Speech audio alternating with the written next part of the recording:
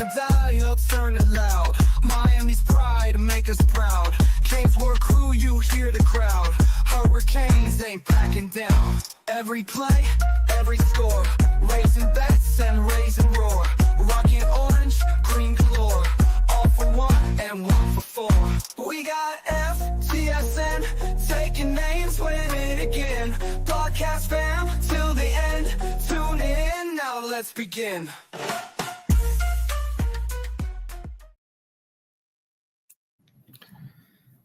Hello and welcome to the CanesWear. Brett, you're muted, I think. I'm muted? No, you're not. Okay, let's take Brett, take two. Let's come on this live, okay? Hello and welcome to the CanesWear Podcast on Friday night, Gio. Friday Night Lights, October 24th. My wife is coming all grinning. She thought that was really funny. And my lovely wife, Stephanie, the beautiful Stephanie Gittleman. Anyway, moving back onto the show. The day before the game against Stanford, if I didn't know better, Gio, I think that the Canes have lost 5 in a row. Maybe we haven't won a game all season long. Our uniforms are atrocious. We might as well just play in Fruit of the Loom, shorts and T-shirts because we've got nothing going for us.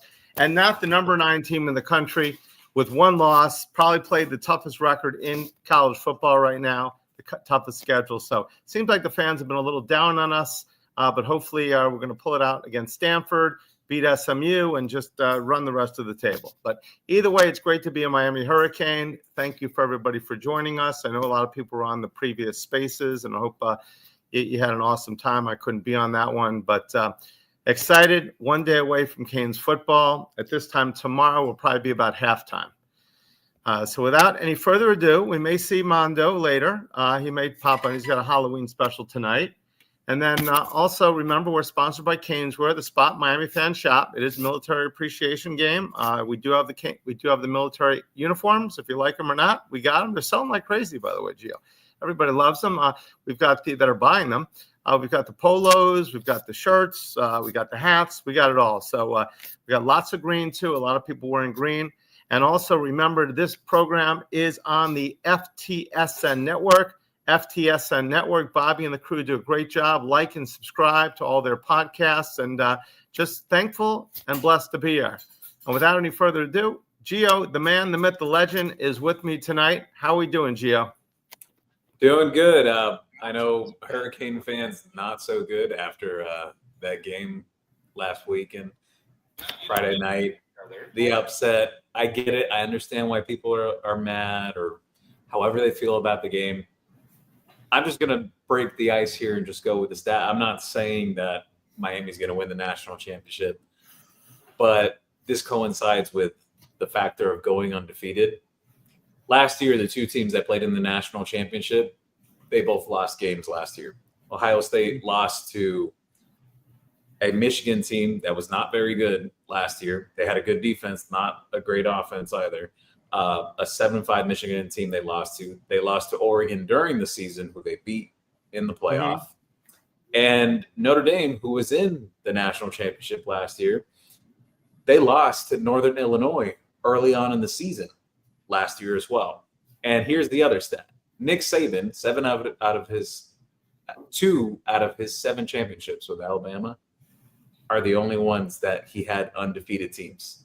So I'm not trying to make people feel better about it or whatever. I understand everyone's concerns or things that happened that came out of that game. But what I am saying is it's not as easy to go undefeated as people think it is. Absolutely. And you're going to see more undefeated teams this weekend go down. It's going to continue to dwindle down. Mm-hmm. Do you think people are upset more about undefeated or the fact they think same old Canes? So they think, okay, going undefeated and going 16-0, I think that's what we need to do it, is going to solve everything because that way we know we didn't lose or that it was just going to be a cakewalk. So is it undefeated or is it the fact that they think they're expecting another shoe to drop? I think it's some of that people's concerns are coming up that, how is this team going to respond? Is it going to be a collapse in the back half of the year, similar to the late season collapse last year, where Miami ended up losing the Georgia Tech game. They had a sizable lead on Syracuse and still ended up losing that one. I think that's where people's concerns are creeping in on how does this team respond? What is going to be the result going forward? Are they going to finish strong? And I don't blame people for taking that approach. I get it. I get it, and I understand, because you even look back to the 2017 season when they lost to Pittsburgh on the road in the finale, and then they lost the ACC game, and then they lost the bowl game. It wasn't the way they wanted to finish back then, but I get it and understand Cane fans, some of their PTSD is kicking back in after feeling very good for the first 6 to 7 weeks of college football this year. No, I agree. I think that's the big part of it, is that it's not winning, but it's not losing one game. But the amount of comments you see on X, on Facebook, on Instagram, or wherever, it's like the military uniforms. Now Carson will throw 10 interceptions, but you won't be able to see anything. I mean, granted, Carson Beck did not have the best game, but he was either the leading or second or third candidate for the Heisman Trophy, which means, and at the beginning of the season, he wasn't even in the top 10, which means he was having an excellent year. Wouldn't you agree, Gio? Yeah, to that point, I think you could definitely make the argument for that. It was his worst game as a Hurricane, possibly his worst game of his entire collegiate career. I was looking back at, you could go back to maybe the game he had against Florida last year, which he still won that. Possibly the worst game that he's had in his collegiate career. So this is the lowest point. I'm sure, not even that I'm sure, I've seen it. See people making comments that, Carson Van Dyke. And I get it. People and their PTSD is kicking in.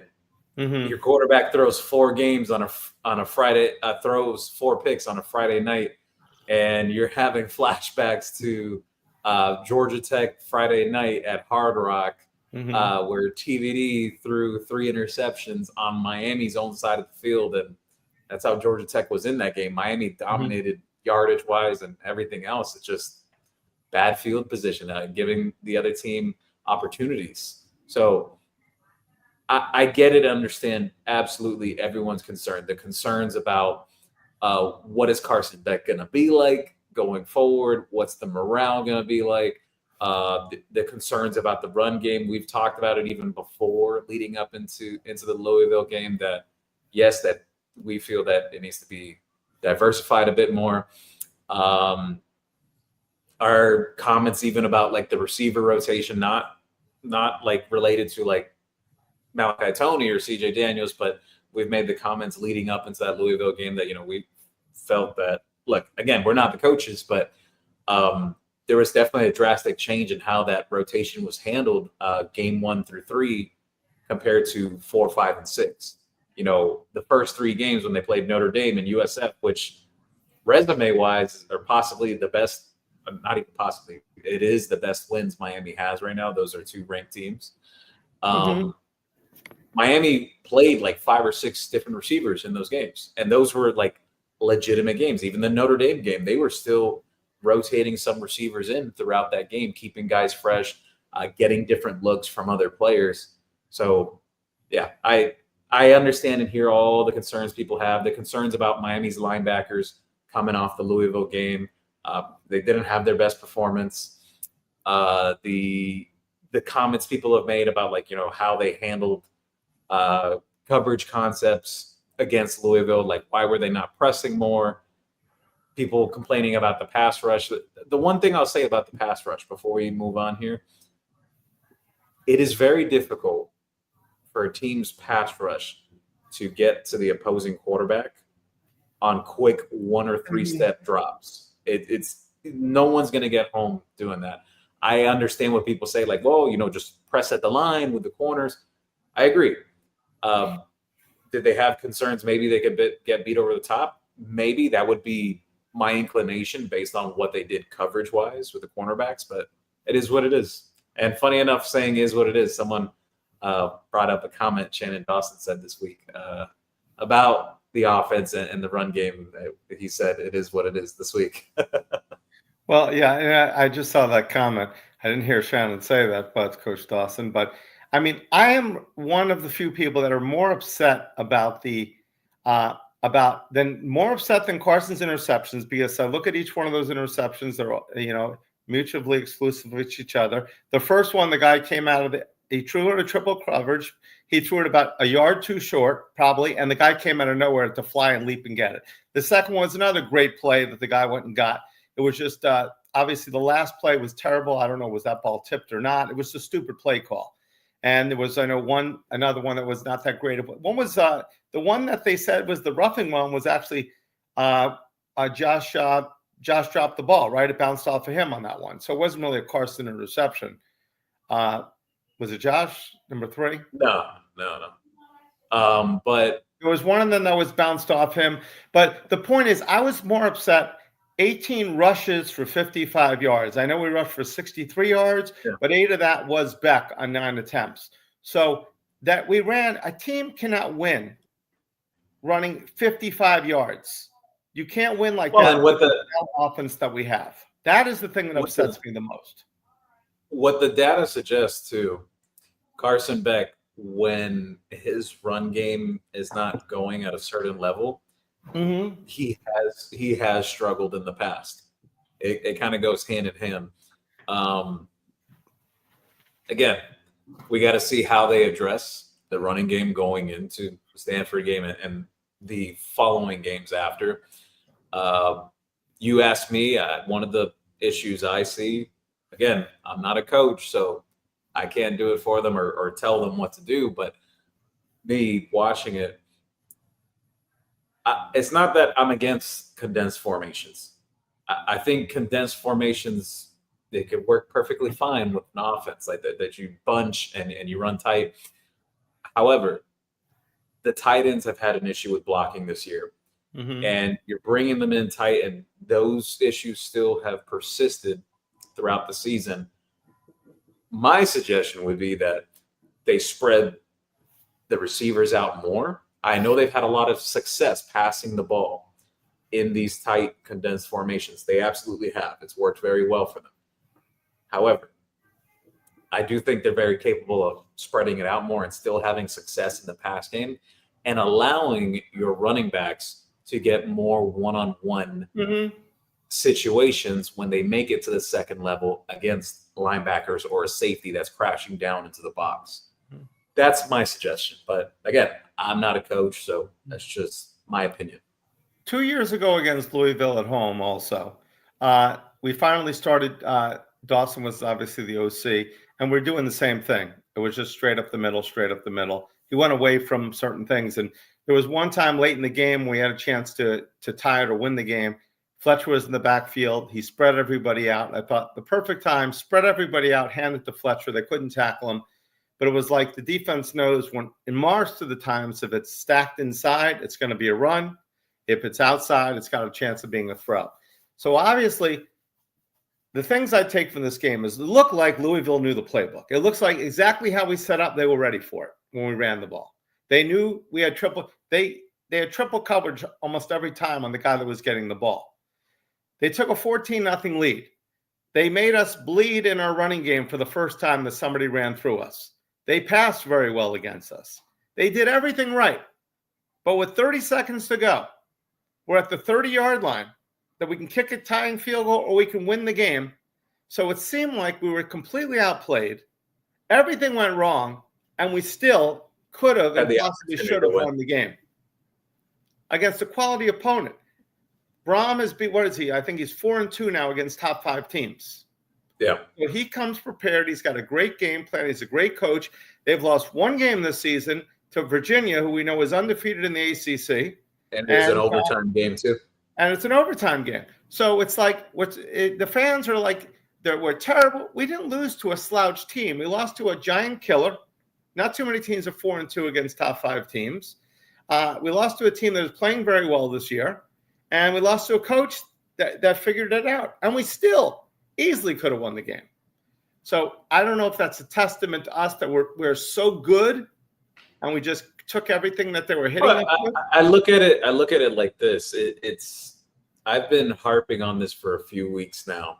And funny enough that it played out this way for Miami, because I've been bringing up this saying. I've said that college football is a week-to-week business. And if you do not come prepared, you can get beat. You can get absolutely beat by an inferior opponent. And the reason why I've been saying that is because everyone was talking about, oh, well, Florida State, they beat Bama to open up the season or whatever. I just think Alabama wasn't prepared for that type of matchup. I think they were totally caught off guard because you look at Alabama 6 to 7 weeks later and they look like an entirely different team. Yeah. So I think college football is a week-to-week business, and if you're caught slacking or you're not prepared, you can lose. We see it happen so many times. How many upsets that happen? If it's not every week, every other week, upsets that happen. Miami wasn't the only team in the top 10 that lost last weekend either. So I absolutely get it, fans' concerns and whatnot, but to say that, oh, now Miami sucks. Miami doesn't suck. Miami doesn't suck. The eye test has shown that throughout the year. Did they have a bad game? Yes. Some people have had complaints about the defense. Honestly, you ask me, I think the defense did more than enough for them to win that game. After the first two drives, we shut them down almost the whole entire game. Yeah, I think we didn't break. They held Louisville to 24 points on the night. 24 points. That should be plenty enough. After spotting them against a team like Louisville, against a team like Louisville that's known for offense, to hold them to 24, I think that's a pretty decent job.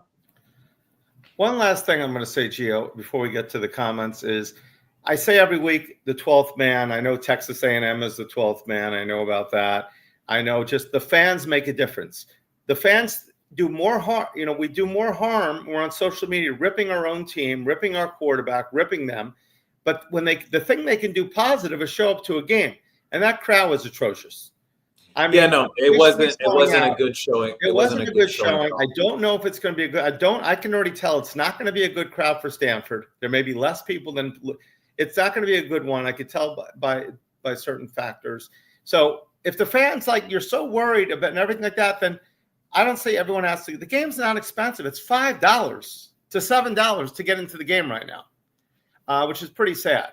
So we're talking about the number 9 team. Last week we were the number 2 team, and people aren't showing up. I mean, at game time, it looks like there's about a third of the places missing. So it's a pretty sad situation when the fans can't go out and back them. And a lot of the same fans are going to rip people, but they didn't go to the game. They didn't think it was important enough. But we know if we have every seat filled when we're screaming, that could make the difference in a play or two winning the game. So the extra seats sold help because we know that's as loud of a stadium as there is when we're sold out. Everybody remembers the Notre Dame game, 17. The Notre Dame game this year, the Florida game. We can wash out the quarterback. We can wash out the team. So if you want to help, instead of being on social media, Beck will never throw another touchdown. He's going to throw more interceptions than he will completions, whatever it is. Okay? Being in the stadium is the key.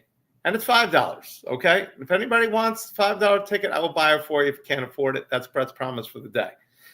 So not $6, but $5, Gio. All right. Getting to our things. Let's lead it off with Juan Manuel. Hey, Cal may beat Virginia, y'all. Cal looks decent. Virginia travels to Cal next week. All right. Good possibility. I mean, my son Matthew, as I told you, Gio, went to Virginia, big Virginia fan when he's not rooting for the Canes. And it says, it's hard to believe Virginia's just going to easily run the table this year. New King God, what's good? Good seeing you in the program. E. Whitty, Eric, Eddie, good to see you, buddy. Zach, happy National Kangaroo Day. We got that. I feel like every time we're on, it's a national day for something. I think there's a national day for everything. So I'm going to say pouches up. Pouches up, guys. What's up, guys? What y'all honest thoughts on the uniforms? Eddie says. This is a question I want to touch base on real quickly. After the reveal of the bottoms and the helmet, I like it. I mean, is it my favorite Miami jersey? No, but I don't think it's as bad as people have made it out to be. If there was a swoosh on it and not 3 little lines, everybody would love it. They would just, if it was a Nike, they'd say, I want 10. I want to swaddle in this thing. But I mean, those smoke jerseys, some people like them. Majority of people, I thought, when they played in the smoke jersey, that was awful. But people, it was a Nike. Sean Taylor wore it. It was amazing. I don't think Sean Taylor wore that one. I think it was the other. Who was the 26 we had at that time? Oh, for the smoke jersey. Yeah. Yeah, it's Stacy Coley and those guys back then. Yeah. But if it's a Nike, Eddie, if it's a Nike, I think people are gonna like it. They're gonna like it. If it's an Adidas, they're looking for any reason not to like it. I like the jersey, of course. I sell the jersey, but the thing is, people are always saying, "Why can't we be more like Oregon? Why are we wearing such a boring? Why are we always wearing orange?" Now Miami's coming out with a jersey for this game, which Mario handpicked, by the way, because he wants to support the military. This isn't about Miami. This is a military jersey. So it's to honor the military appreciation, not to honor the Canes. That's why there's no orange in it.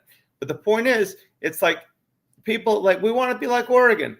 Let's not just wear orange. Then they wear a new jersey, and I hear people saying all the time, "Oh, why don't we just keep the same jersey? Why are we trying things new?"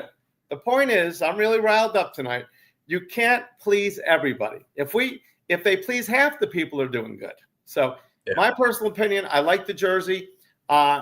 It's not Canes colors. It's military colors. It's supporting the military. That's why it's called military appreciation. Gio obviously likes it. What's your guys' thoughts on that jersey? But to me, it's all it is about win. Win, win, win, win. I couldn't care what they were. Just win. Yeah. Good evening, Jake. Good to see you. Yo, Chad. Good seeing you here. Bobby, good evening to the CanesWear crew. Thank you, Bobby. Fire Marine. Hey, Brett, ordered a camo jersey finally. And other items. They told me they run big. Is that true? I think they run all the new jerseys run a little big. Yes, Jeff is the model for it. He tries them on, so they do run a little bit big, I'd say. But to some people, they don't. But I'd say it does run a little bit big. I'd wear probably a large in that. I can wear an extra large shirt now. 1 milligram of epinephrine. Cal is playing Virginia Tech, not Virginia. I think he's talking about next week, Virginia going to Cal. But I thought the same thing. Andy Adamas, great to see you. Awesome. Joining the show. Thank you. Jake, we have no chance in hell. The season is trashed. Thank you. We appreciate that. We know where you're going with that one. Hi, Lorraine. Let's win tomorrow. Absolutely. 5 rings, 5 rings. Canes are about to run the table starting tomorrow. 45-17 Canes. I'm making this offer to 5 rings. If 5 rings gets it, if we win 45-17, this is the first guy out of the box, Gio. No one else is getting this deal. He's getting a $50 gift card if he hits it exactly. So if it's 45-17, he's getting a $100. I got 45-17. Only score a $100 gift card. If we win it, I'm feeling so good. I put down 42-10. 42-10. You get nothing, but hopefully we win that game. E. Whitty, thoughts on the JoJo Jordan situation? He was trending on social media almost all week. Gio is the JoJo trader specialist. So, Gio, what do we got? What are you allowed to tell us? Mom is the word at this point. I can't. It's been the word all year. Yeah, I mean, I've shared some things before, and then I've had some conversations afterwards with some people. I'd rather not address it much anymore. Look, at the end of the day, he got his 1 snap last week. It is what it is. We just leave it as is. That's it. I can't go into further detail on that. So he's getting his 1 snap. So they're purposely ruining his red shirt. Is that what you're saying? Yeah. You didn't mean to say that. No, well, not that part, but if he gets 1 snap, it counts as a game played, right? That's correct. Now, how many games has he got a snap in?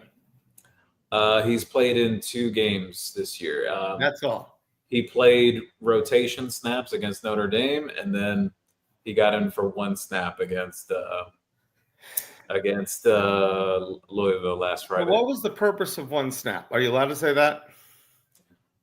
No. No. Okay, so we got 1 snap. So could he say, I'm not going in for that snap? Why go in for that snap? But he doesn't know at the time he's only going in for 1 snap, right? What snap was it? I'll tell you this. There's some players that there's some players on this team that have literally pushed guys from the bench back that saying like, no, like I'm staying on the field. But I mean, I don't know. I honestly, I shared what I shared before about the situation over a month ago. I'll leave it at that. I can't address it again. I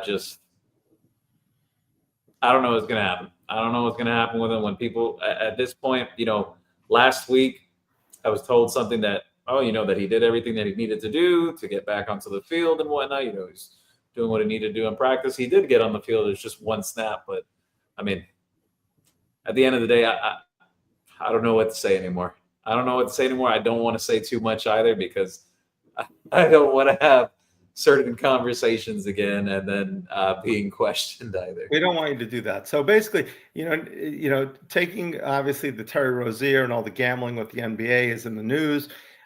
Is he going to play over one snap or under one snap this game, do you believe? I'll go with over. I'll go with over. Over one snap.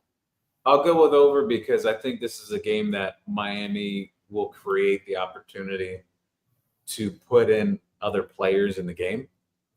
That's what I believe that, the way the result will play out. So, I'll go with the over for this week. How many snaps did Josh Moore play? It was about 4 or 5. 4 or 5. So between the two of them are two guys that could spread the field, can make a difference that aren't. They had 4 or 5 total, 5 or 6 total snaps. And this is coming off of Josh Moore's 2 touchdown performance against USF. He's had probably 10 snaps combined since then? No, a little more than that. But here's the thing on the Josh Moore thing. He got a little banged up at the end of USF with his knee. I've heard that he's been okay with that for the last couple of weeks. That's not a lingering thing anymore. However, I mean, he was playing more snaps up to that point, and you could probably say the stakes were as high as ever in that first game against Notre Dame, and he played significant snaps in that opening game too. Yes, he did. I at this point, it's like I've said it. The data backs it up too. From games 1 to 3. Miami played anywhere between 5 to 6 guys. Not that all of them get the same amount of snaps, no, but they at least had a 3rd, 4th, and 5th guy in that rotation that was playing. At this point, it's mainly just the 3, which is Daniels and Tony, and then you got Marion. And this is nothing against Keelan Marion. He's had some moments this year, but you ask me personally, do I think it's justified the amount of snaps that he's playing, and that you're not giving an opportunity to like Tony Johnson, who you brought in from the portal, who's a veteran guy that's played over close to 50 college football games now, or Josh Moore, who already kind of flashed, or maybe even JoJo at some point, or whatever the case may be. I'm not saying that to take Keelan Marion off the field entirely. No, he's had some moments. He's been a solid guy, but I don't think he's played on the same level. And even the numbers back it up too. I mean, numbers are not everything, but I don't think he's played to the same level like Malachi Toney or CJ Daniels to justify the amount of snaps that he's getting, and then shortening up that rotation. That rotation's been shortened up ever since the Florida game. I don't know why. We'll see if it changes, but yeah. We're going with 3 wide receivers, okay? I don't care what team it is, even the starters like Malachi and CJ Daniels, they're not supposed to play every single snap. Guys go in and out sometimes for breaks and things like that. They run a long pattern. Whose decision is us to just go with? I feel like we're looking at Eric Spoelstra's 7-man rotation in the playoffs when he's got 15 guys. Whose decision? Is it Mario? Is it Dawson? Whose decision? We're only going with 3 guys. We're not going to do Tony. We're not going to do Ray. We're not going to do any of these guys. It's a collective decision. It's not only just Mario. It's also the position coach and offensive coordinator that make those decisions as well together. So does he understand?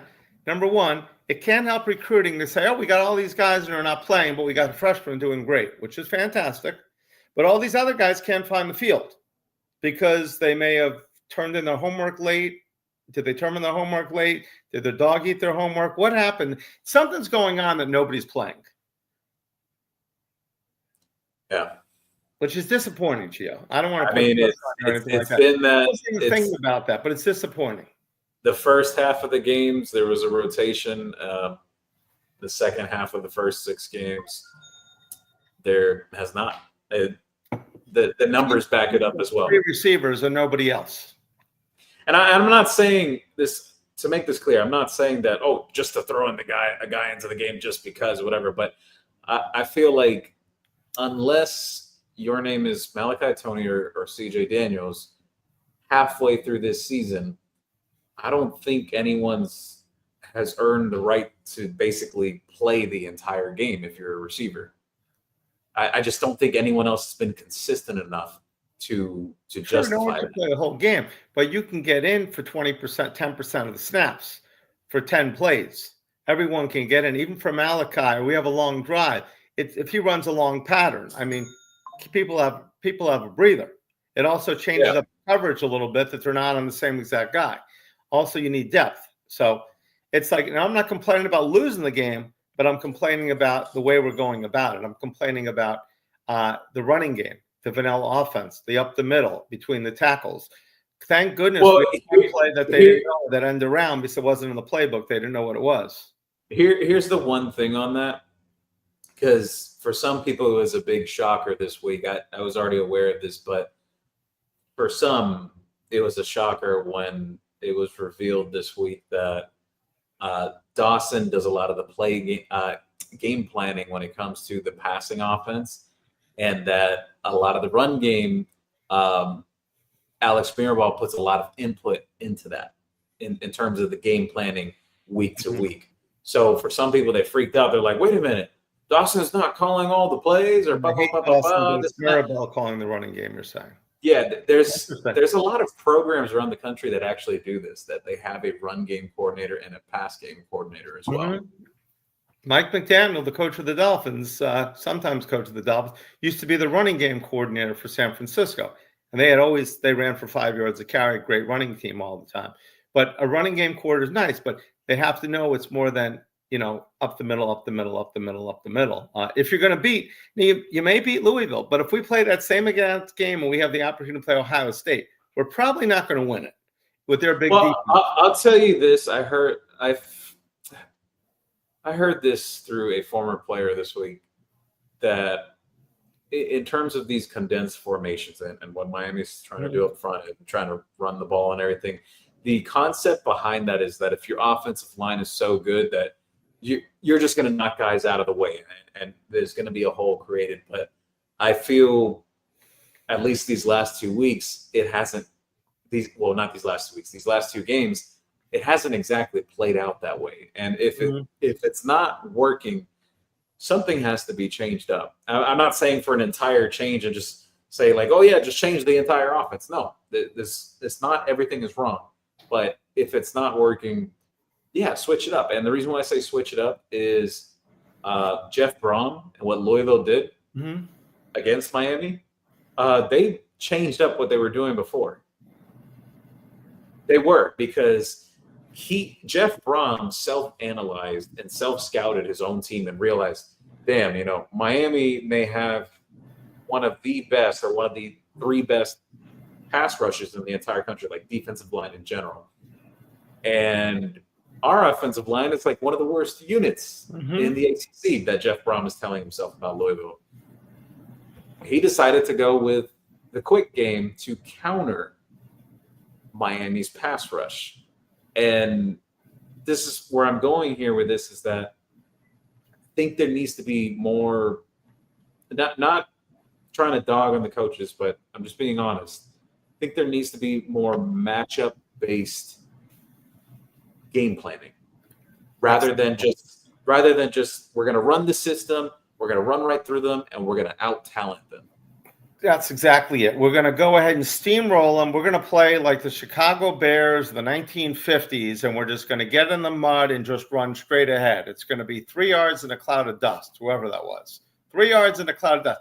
when your offensive lineman may love to, what we do, a screen lap 2 weeks ago that the guy outran, who was it? It was a Brown. He outran the Chris Bell. blockers. Yeah. And, those are great plays. Screen it to the backs. I know that's Carson's decision, and he missed on that. I saw he went deep when he had guys in the flat wide open. But they need to be pointing at, use those backs, use those offensive linemen. I'll tell you one thing that surprised me that they went away from, because they've been so successful passing out of this formation this year too. It's the split back set that they used. Correct. All through the first 5 games. I think I can only recall maybe once or twice they used that wrinkle against Louisville. They didn't go with any wrinkles against this game. They could have done the flea flicker all day long. You can use it more than once a year. Like the end around, it worked. Let's go back to it. You're allowed to use a play that works. Some teams use them all. Use it until they stop you. I mean, get to the outside. Getting to the outside with our speed. When you contain our speed, it doesn't matter if it was Jordan Lyle running the ball, if it was Fletcher running the ball, or Shamar running the ball. They all did exactly the same thing. Up the middle. I will say, though, I'm not going to entirely put it on the offensive coaches. The other who shoulders the blame here in terms of like what went wrong, Carson Beck. Outside of the interceptions, he had a fairly decent game when you look at like the numbers wise. Went 25 for 35. 4 of his incompletions were the interceptions. Even if he cuts down on half of those turnovers, Miami wins that game. Just cutting down on half of those. And this is where I'm leading to here is the check down was also available last Friday night. It showed up on the film, and it was ignored. I get it. Yes, that deep pass to Malachi Tony, that was an obvious. It was awesome. I think he stuck to his guns. Yeah, I agree with that. It was an obvious pass interference, that deep shot that he took to Malachi Tony. The refs didn't call it. It is what it is at the end of the day when it comes to that. But just in general, regardless, it's mistakes from players or however anyone wants to chalk it up. You're not going to win when your quarterback throws 4 interceptions either. You're not going to win when you only run through. Realistically, through 5. Drove 3 times down. We got 21 points, correct? We lost 24-21? Yeah. All right. Our defense did not score, correct? For us. So 3 drives we had. We threw 3 touchdowns. So Carson Beck rushing for 55 yards. It wasn't our rushing game that got it for us. So our passing game was working. It just had turnovers. So, I mean, my goal here wasn't to complain and be, but I do, if I can get a press pass and talk to Mario and Dawson and Maribel, I would love that, guys. If anyone wants me to have a press pass to go up there and talk to them, I'll gladly, because it does affect me more than it affects anybody in sales. Let's see. Where are we here? We're at New King God. He said, I'm not mad about the loss. I'm angry about the fact neither side of the ball added anything. There was no self-scouting, which is why Braun was able to scheme us, because there are no changes. One thing I'll tell you guys that I've heard this through a good source when it comes to Coach Heatherman. He's very much a reactive play caller. And what I mean by that is he will adjust to like the flow of the game rather than, I know people used to complain about this with Coach Guidry that, we just got to wait until the second half till he makes the adjustment. He'll make the adjustments in the middle of the game, whether it's the first quarter, second, third quarter, whatever it is, he will make his adjustments with the flow of the game. So I think that's fine. I get it. People were upset how the defense started out that game, but the defense was far from the problem. Yes, could the linebackers have played better against the run? Absolutely. Could the DBs possibly have played more press as some bump and run with coverage? Yeah. But again, Brett, I look at it like this.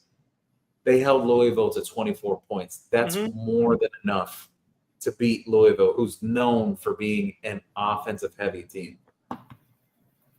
The bottom line is also when it comes to the run game against Louisville, Louisville's defensive line is not big. They're smaller guys.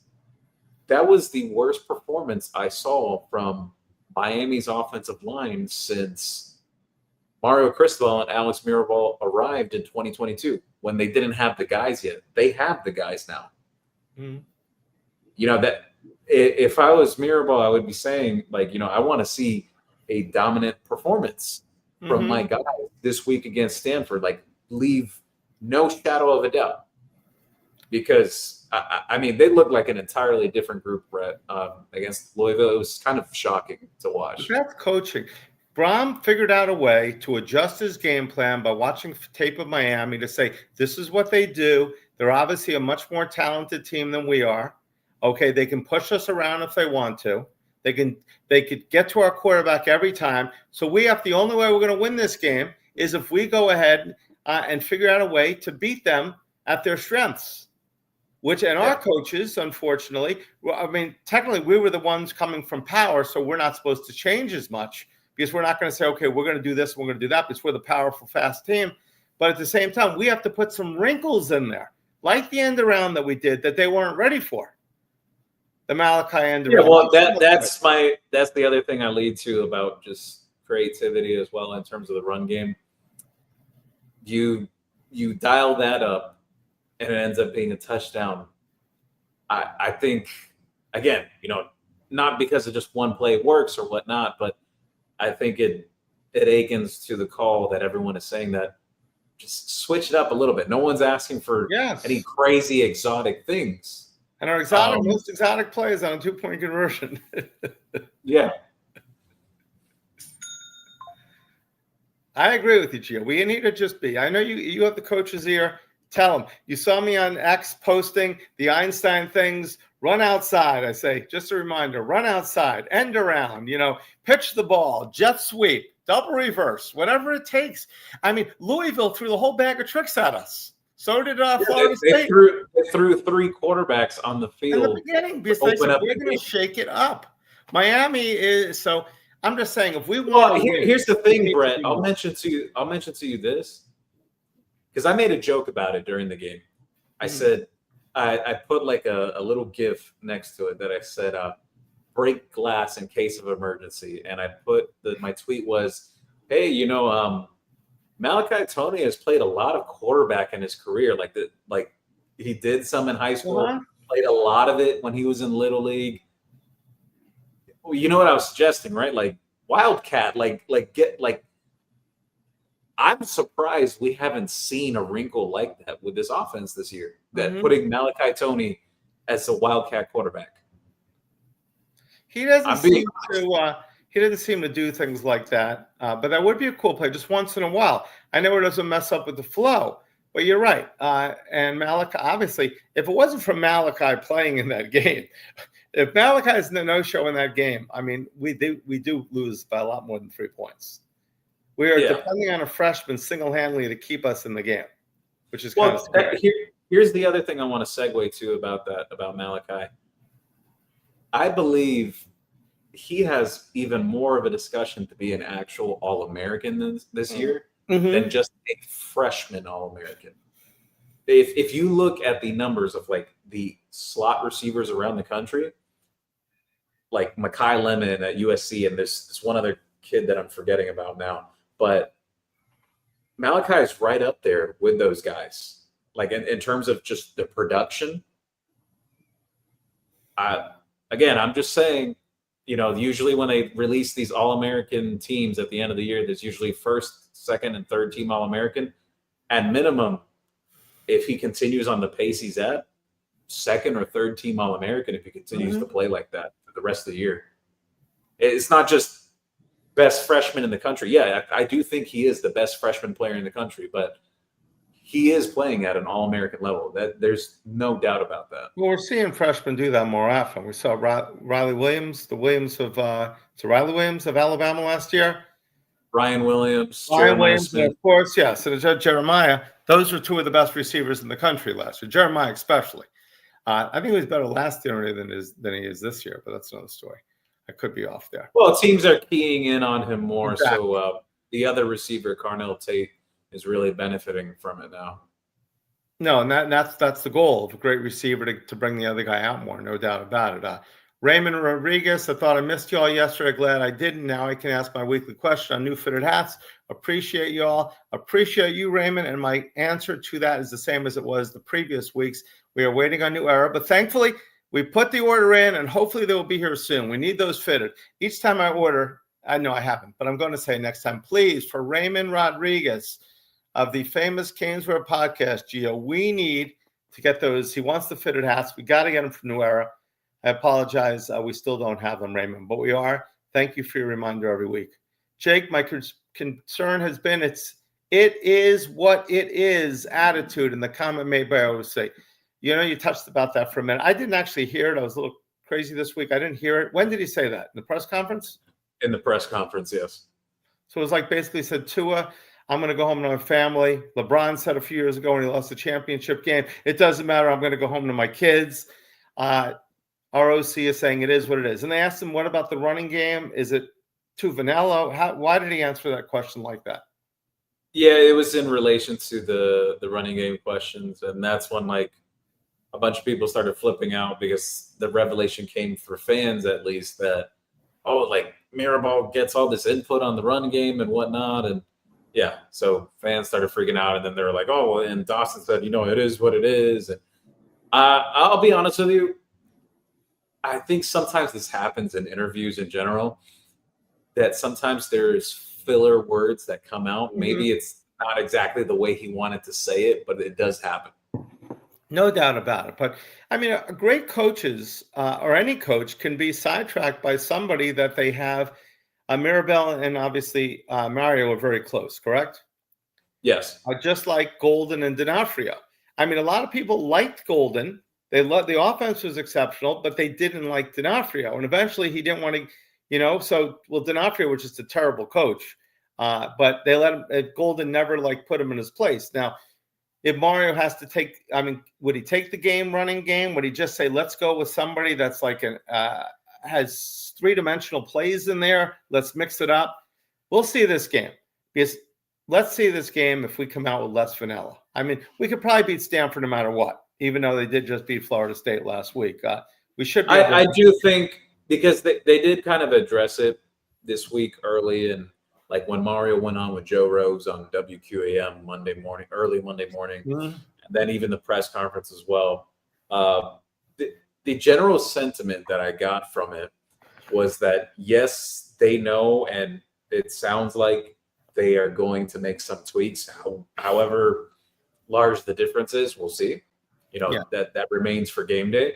And the other one that, they're pissed. They're pissed off. They didn't want to lose that game. None of the players wanted to lose that game, but it's all about the response now going forward. So the only thing we could say as bystanders, people watching, is we have to see. We have to see what the response is. I mean, 2 years ago, the year we played Texas A&M, it seemed like our offense was dynamic the first few games. Then we got to Georgia Tech, and it completely shut down. And for the next several games, it was, again, completely shut down. It's like they did it. Someone got upset. I don't want to see all these exciting plays. I want to pound it. And they went away from everything, from to pitches to everything. I'll be honest with you. This is just my take on it of Dawson's system, at least in terms of the passing game. I think Dawson's system in general, I think it goes hand in hand better with quarterbacks that are more mobile. Mm-hmm. Yes, Carson Beck is a bit faster than Cam Ward in a straight line, but Cam Ward was much more agile. Mm-hmm. If you understand what I'm saying, that he was able to make guys miss. He could run for a 40-yard touchdown. Yes. So that's just my takeaway that I've noticed in terms of the offense. I don't think it really goes hand in hand well with a pocket passer. Mm-hmm. That's just my opinion. Toronto Blue Jays up 9-2 on the Dodgers. Amazing. I'm not really watching baseball this year, but 9-2. I'd love to see them win. Let's see. Gio Kane, what's up, fellas? 1 milligram of epinephrine. The problem is that we will be big favorites the rest of the way, and we've lost 5 as double-digit favorites with Mario.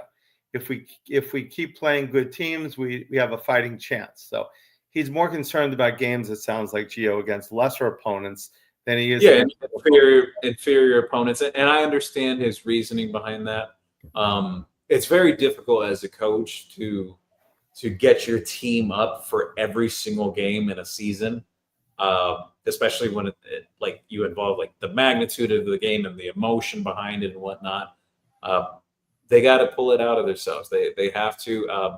Miami's only path at this point is winning out, and winning out brings you one of two things: either you'll be in the playoff and you miss the ACC, but you will still get into the playoff if you win out. Mm-hmm. Or you'll get into the ACC and the playoff. Correct. So win out. You got. I'm fine just winning out and up. I want the ACC, but you're right. We win out, we go. Even if the other two teams don't lose, which I doubt. I think what's happening a lot with the playoff now, Brett.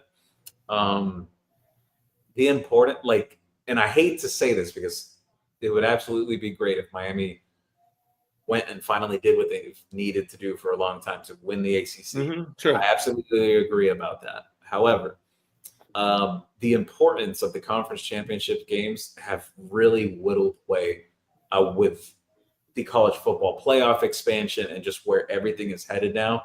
Even administrators like the head guys for these conferences have had a lot of discussion about possibly abolishing a conference championship game. It's been very serious. There's been very serious discussions about doing that. When the game can hurt you by playing it more than it can help you, it shouldn't be played. If you lose a game in the playoffs and you let's just say the season ended right there, you're in the playoffs. That's SMU. They picked SMU, but SMU could have easily not been in the playoffs last year. They could have been jumped over by Alabama, and it would have been a whole big thing. But if you're playing the extra game, you should not be voted out because of it. Against a team like Ohio State didn't have to play the game. Let's say they would have played in their championship against whoever and lost, they wouldn't even been in the playoffs. But they didn't have to play in the championship. Correct? Yeah. So they just were an automatic bid at 2 losses because they're Ohio State, while the 2 teams that played. So I think the fact that it's a detriment to teams, it shouldn't be played anymore. That being said, we need a win. We have a lot of starter jackets to sell, guys, and that's a cold weather game. So let's go Canes, if nothing else, for the starter jacket sales. And we were double-digit favorites against Florida and against USF. Were we not? Was it Florida and USF? Yes. We were both double-digit favorites, and we fared well in those games. So we can't really say that exactly on this year, at least my thought. I think it was more mental with TBD than Beck. Beck was trying to do too much when it wasn't necessary. Welcome to you. Great thought. What's your thought on that? I agree.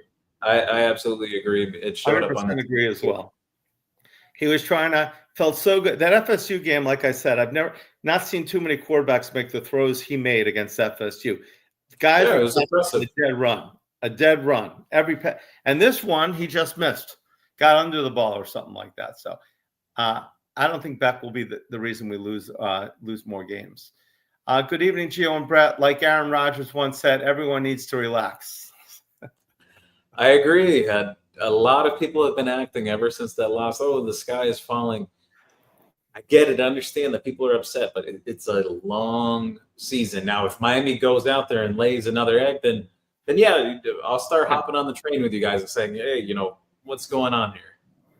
Yeah, I'm just more upset about people blaming the court. Like when you start blaming a player who's been good, who's been a Heisman candidate, and could still get back to he could still play great the rest of the season and be the Heisman Trophy winner. And they're hating him like crazy.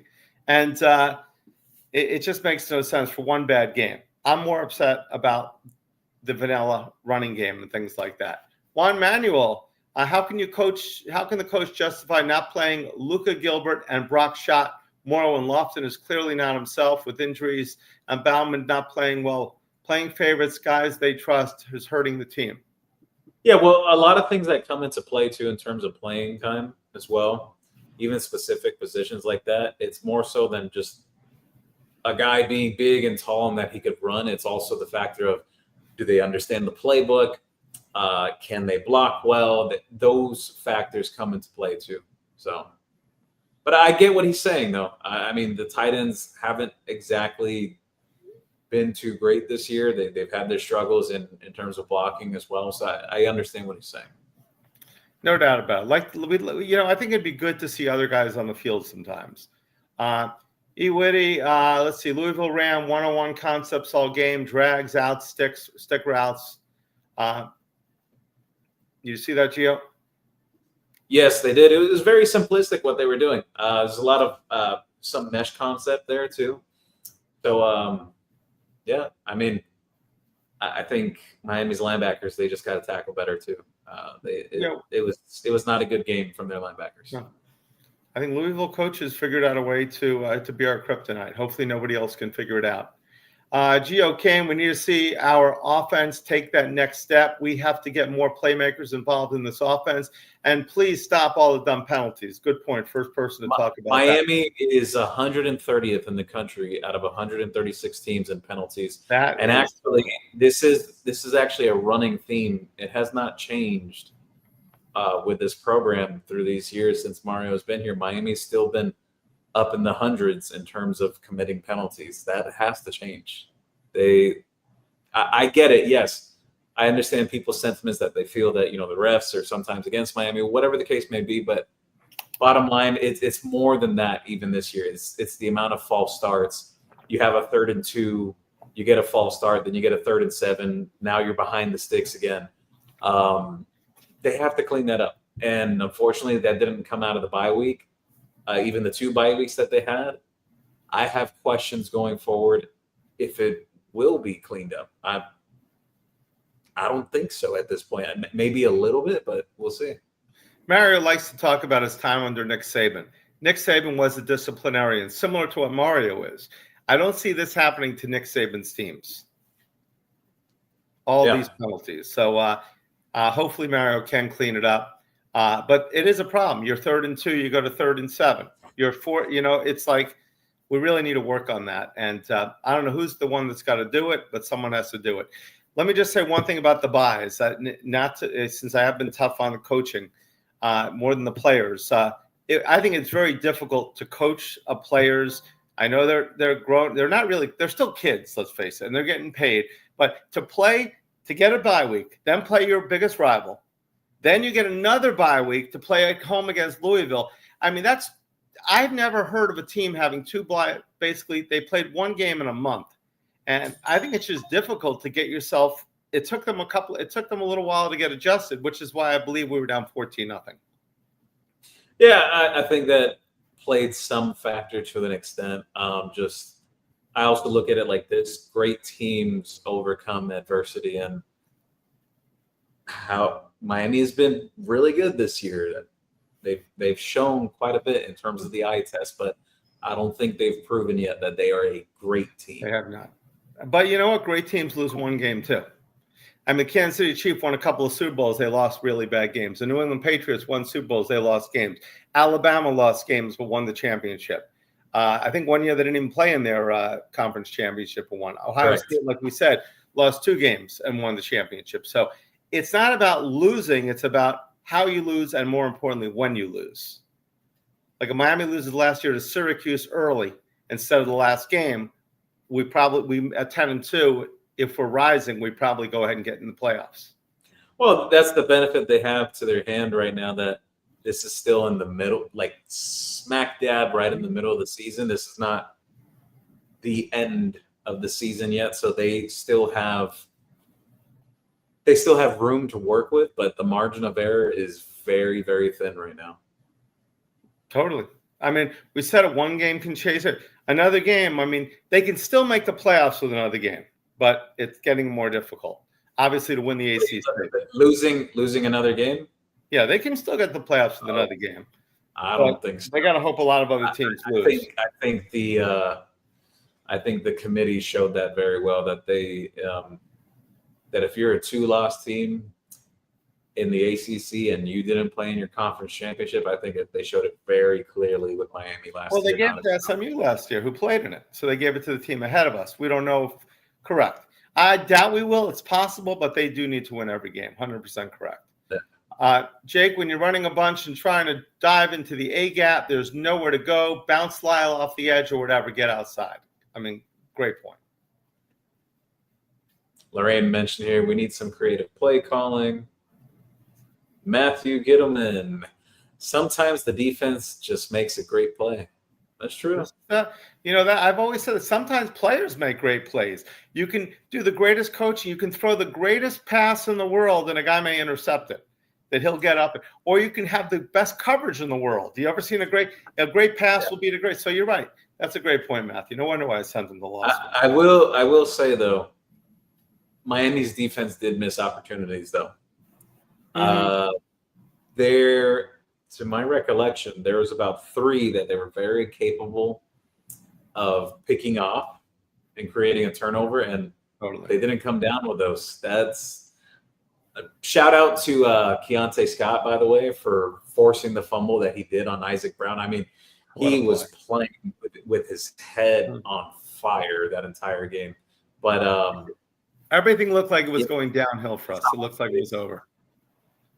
But Louisville made the plays. That interception at the end, and nobody talks about how, I mean, the strength on that guy's hands.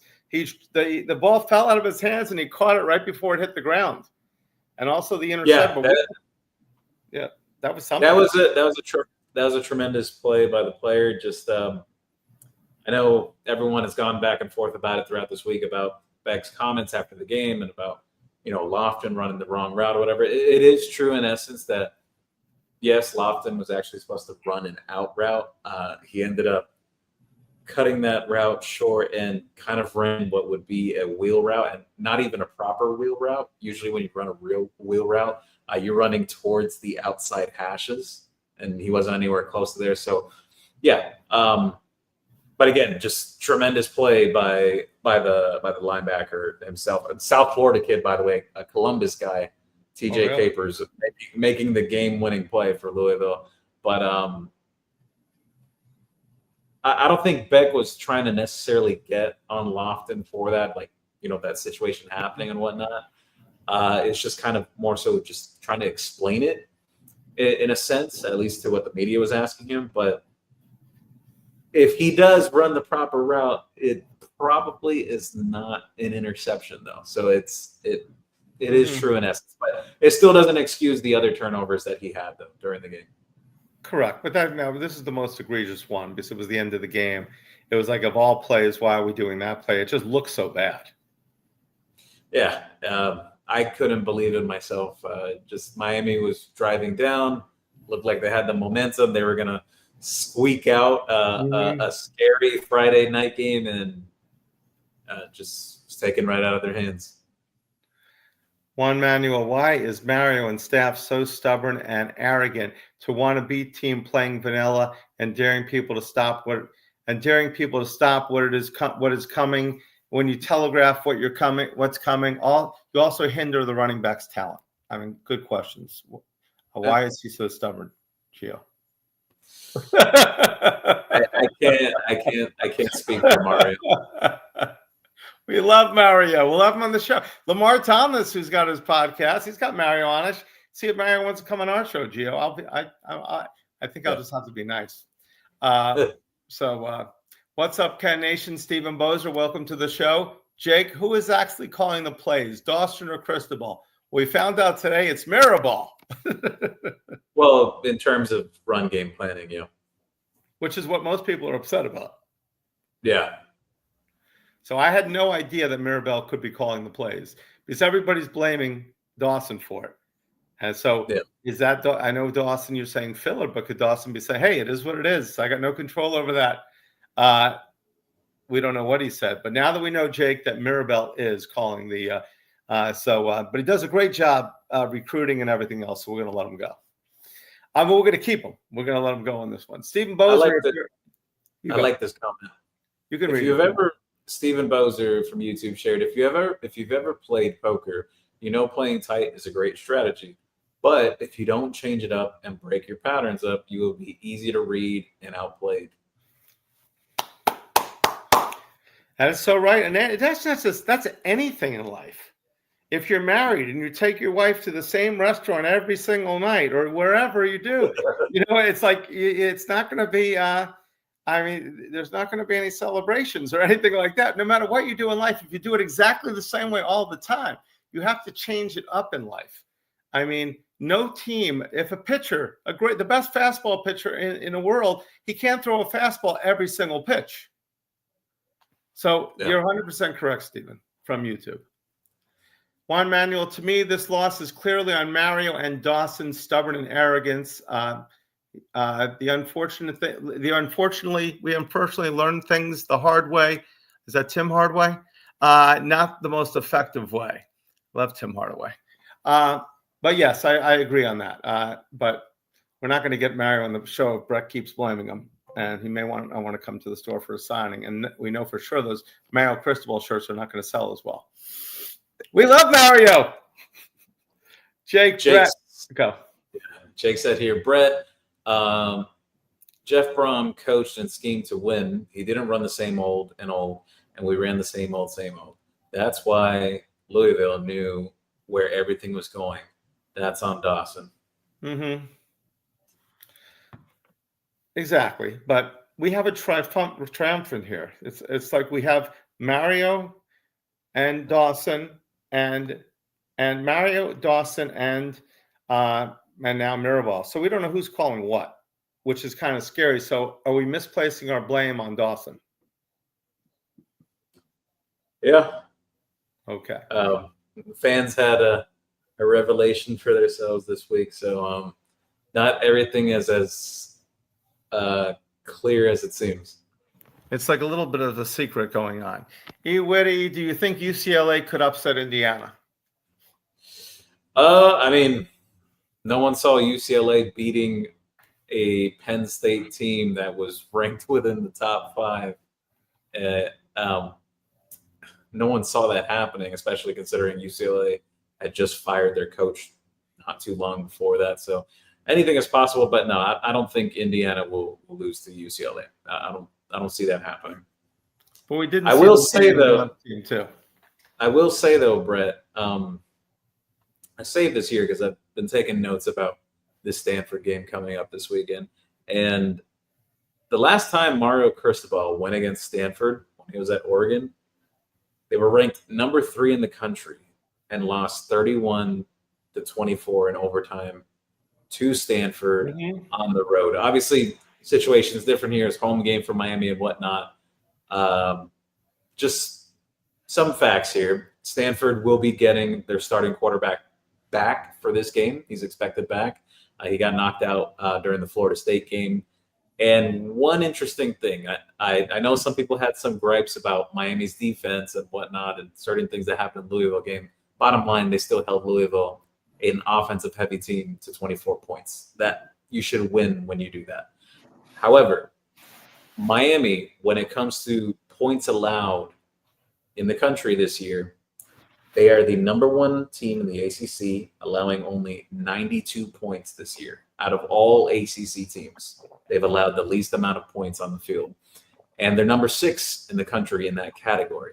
So, this is why I've been saying, my questions, it falls on the offense. And Brett, I hate to say this because it seems like one year to the next, there's, the offense gets corrected and then there's an issue with the defense, or then the defense gets corrected, but then there's an issue with the offense, and vice versa. I hope that's not the case because I've seen what Miami's offense is capable of this year when they've been executing. But again, these next 6 games will tell plenty about this team. No doubt. And we actually played some good offenses. I mean, Notre Dame has scored a lot of points. USF is a scoring machine. I mean, after we beat them, I think they scored like 160 points the next 3 games. Not against the so we played good offenses. So this defense is unbelievable. And we did spot them 14 points in the first 6 minutes, it seemed, the first 10 minutes, didn't we? Yeah. So we only gave up 10 more points the rest of the game for 3 quarters, which is pretty spectacular. Absolutely. So we're hoping Whitty, that UCLA can beat them. Stephen Nice would Nice would have to have the game of his life, and this defense would have to do the same. Was that Nice? That's Nico, right? It's supposed to be. I think he was actually meaning Beck, but I'm not sure. Hassan said, I thought he's meaning UCLA and commenting on that comment. Oh, yeah, I see what you mean. Hassan shared here, you are so right, Brett. I'm from Toledo, Ohio, and if I could show up to 3 games at Miami, the fans that live in Florida should show up, and also the fans bashing coaches and players doesn't help recruiting. I think that gets overplayed a little bit about, the fans and affecting recruiting and whatnot to an extent. Most of these kids know that majority of these college teams all have crazy fans in general. However, in terms of fan support, yeah, like we mentioned earlier, it was not a good showing for a Friday night game against Louisville. It wasn't. It was that bothers me as much as anybody. I remember Tyler Van Dyke's first game Friday night against Virginia. We had like 30,000 people, it seemed like, there. And you look, my son just sent me $4, including fees, is the least expensive tickets, and there's several. Then it's $5. Matthew, guess what Garrett said? Matthew sent me the least expensive ticket for UVA at Wake Forest, $57. Yeah. And who cares at Wake Forest about anything? I mean, really. You have a team?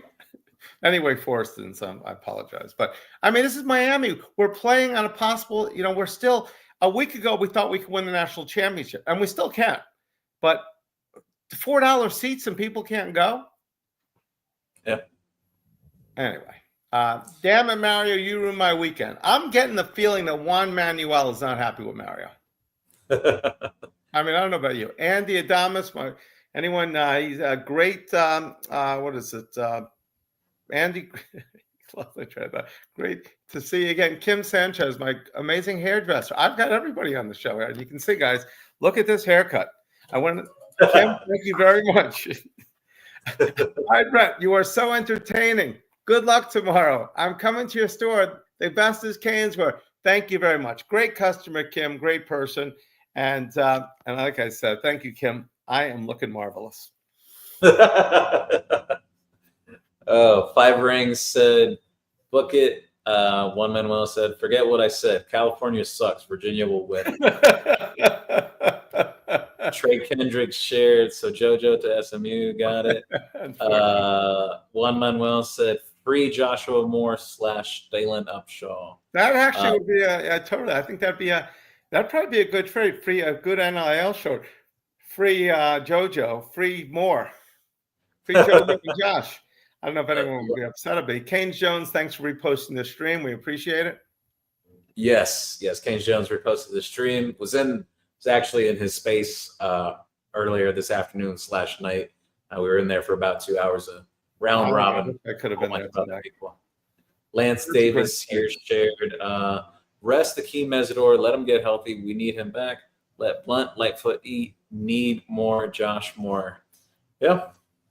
I like it. Need more Josh Moore. One thing I got to say, one of the most embarrassing plays in that game was when we lined up Mesidor and Bain on the same side, and the guy went for 17 yards the opposite end. That was unique, unique positioning, and the guy just goes the opposite way. It was Juan Manuel said, I hope JoJo explodes with 2 snaps and 2 huge touchdowns so coaches have egg on their face. That would be beautiful. 2 for 2. I'll take it. Let's see. New King God. I'm not mad about the loss. I'm mad about the fact neither side of the ball added anything. They were predictable, which allowed Braum to scheme us. I guess he knew what we would do. Check in my head, mix it up. Yeah, I agree when it comes to towards the offense. It also falls on Beck too for not taking the plays that were there. There was checkdowns that were available, literally wide open on picks that he threw. It's frustrating to see that. Defensively, though, like I mentioned earlier, Heatherman is a reactive schemer, and what I mean by that is he goes with the flow of the game. He doesn't wait until halftime to make adjustments. He makes adjustments within the game. So I think he did a good job outside of Louisville being spotted 14 to start. They still held them to 24. That's more than enough to beat a team like Louisville. It is. Absolutely. Raymond Rodriguez said, wide receiver rotation is reverting back to last year type of rotation instead of opening up rotation like it should be. Yeah, I agree. Now, is that, or we said that before, is probably a Mario and Dawson decision together, or you think Mario's the main person? It's a collective thing that the coaches make, so that would be based amongst Cristobal, Dawson, and Coach Beard. Okay. New King God said, what's the point of recruiting and not playing anyone? Shaking my head. Well, here's the other thing that comes to play here. I feel outside of the USF game, Miami has not built a sustainable enough lead yet in these games to put younger players out there on the field either. I think it's kind of goes both ways, actually. Joshua Moore scored the first touchdown of the game. That is true. You're absolutely right about that, Brett. But at least through the first 3 games, Joshua Moore wasn't in that category where he wasn't in a rotation already or not. Like he was in the rotation to start the season, and then it's been an entirely different story for the last 3 games. Are they? The question is, I know we can't share it now. Are they in the doghouse? I know he's nicked up, but guys play through injuries every day in every sport. I mean, these are the best athletes there are. To say he's nicked up and he can barely play for 3 games after scoring 2 touchdowns is the other thing with Josh Moore. He's still a little raw as a receiver in terms of like his route running. He still has to continue improving in that aspect, which I think could be playing a factor here that he may not be playing as much as people want him to. But I also am a big believer that in some guys, you can't ignore the physical attributes. And sometimes it's about matchup football. Just throw it up there to him. You're in the red zone or whatever. That size that he has and strength I don't think it's that difficult to give him an opportunity on a 50-50 ball in the red zone where he's probably going to be 5 to 6 inches taller than anyone that's guarding him. Well, when I was younger, and possibly when you were younger, Gio, we used to draw up these plays in the sand, down and out, go long, pump fake, stop and go, post pattern. I'm sure he can master those plays. Yeah. I mean, unless the plays are so complicated, but some way to get it. I mean, you saw on that one jump ball in there, he took the ball away. He's so strong and physical. He may have been able to take the ball away on those long passes. He's got the extra reach because on that one. Well, that was one of my complaints is why is Miami. I mentioned that this week. That why is Miami? This is nothing against Keelan Marion. I have nothing against him. He's had his moments this year. However, I can't understand for the life of me why throw a 50-50 ball to a receiver that's 5'11" when you have guys like CJ Daniels who's 6'2", 6'3", or you have Joshua Moore who's 6'4". I'm a firm believer also in that, like, you want to call your offense, you want to call your plays, but at the same time that you need to scheme up in terms of matchups, like mismatch as well. You understand where I'm coming from, Brett? Some of the best play callers do this in the NFL. It's about creating mismatches, getting a running back on a linebacker on a passing route, just certain aspects like that. So, it's hard to find all the answers without being in those meeting rooms from Monday to Friday leading up to game day. It's like boxing versus judo or something like that. You're boxing, it's just you're pounding. Or martial arts, something else where you're just letting the other guy use his weight to fall or something, which is basically what Brahm did to us. The quick passes and everything. He used our speed and our size to a disadvantage on us. And we still should have won the game. That's how much better we are. That's how good we are. We really are a top 4 team. Everybody in the country thought, every announcer, everybody, even Danny Cannell, who hates us, and thought that we were the best team in football. So we really were the best team. I'll tell you this, because it was shared to me today. Danny Cannell is still high on Miami, actually, that he believes that Miami very well could win out the rest of the regular season. And he thinks that to buy stock low on Miami as the national championship winner. Again, do you ask me, I still think it's too early to say or whatever. There's still plenty of football to be played to really determine who could be a true favorite going into the postseason. I just think there's so much parity now in college football. But is it possible that Miami could run the table? Yeah, they definitely could. They will be the favorites in the next 6 games. But again, the games are not played on paper; they're played on the field. So have to see how it all takes place. Absolutely. Now, Shad says, I agree with Brett. I don't know which comment he agrees with, but I agree with you, Shad. Thank you. Ralph said you agree with me.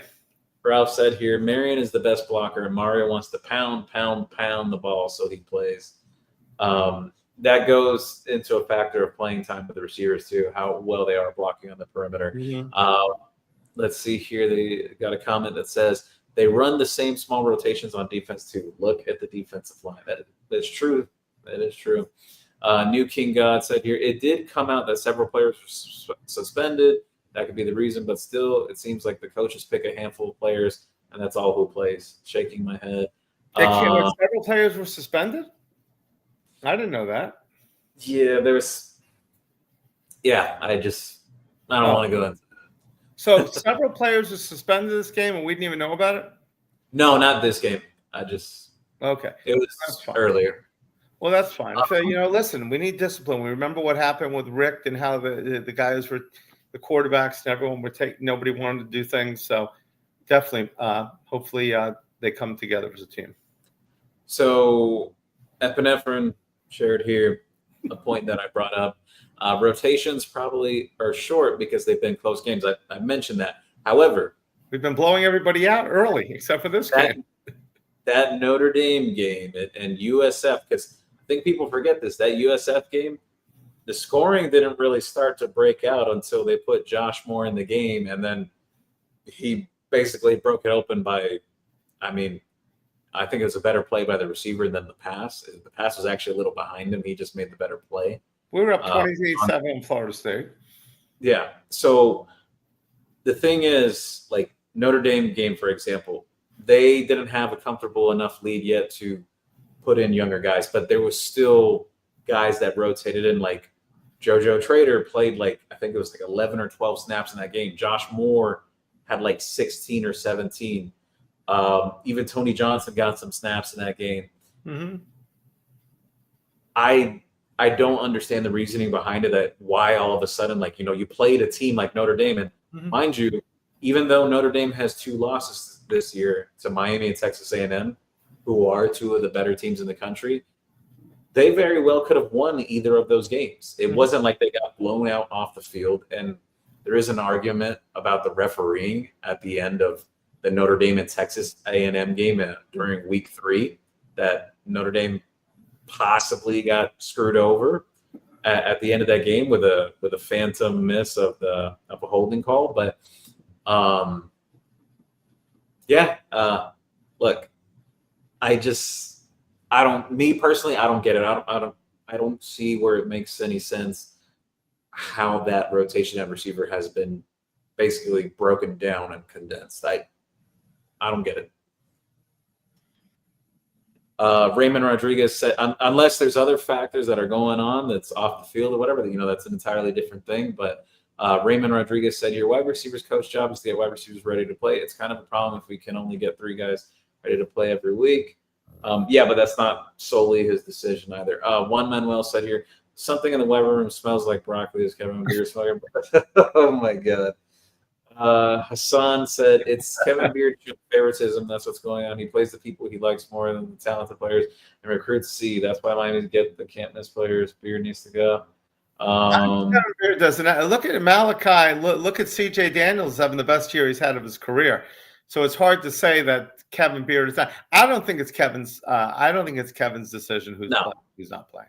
It's blame. That has to be a Mario thing. Mario first, Dawson second, Beard third on that call, I think. Lance Davis said here, we don't need Nezero to win this game, get him 100%. I agree. What is wrong with him? However, he got nicked up in the Louisville game, but he came back in. But I understand what people are saying. If he's not 100%, there's no need for it. But, yeah.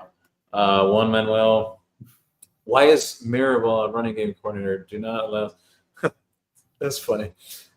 New King God said, I'm a Mario guy and still fully support him, but if he doesn't learn to play his depth and add some creativity to this offense, he's not the guy to get us to a championship. He's just Ron Zook. Right. Ron Zook, one of the great recruiters. Where did he go, to Illinois after Florida? Did a great job there. Was that it? Yeah, he actually got some talent to Illinois too. Yeah, at this point in time with NIL, if we have people, the amount of money they're giving Mario, but the amount of money they're donating to the cause also. But you're right. If Mario doesn't change his ways, if Mario loses this year 2 games, I think a lot of people are going to be upset with him. Even though our team is possibly the most talented team in all of college football right now. I mean, I think we are the most talented team. Notre Dame's coach would be dying for this team. Oh my God. Juan Manuel's comments are just hilarious. He said, do not allow snaps. Communism. Snap communism tears teams apart. Oh my God. That's funny. I almost snorted.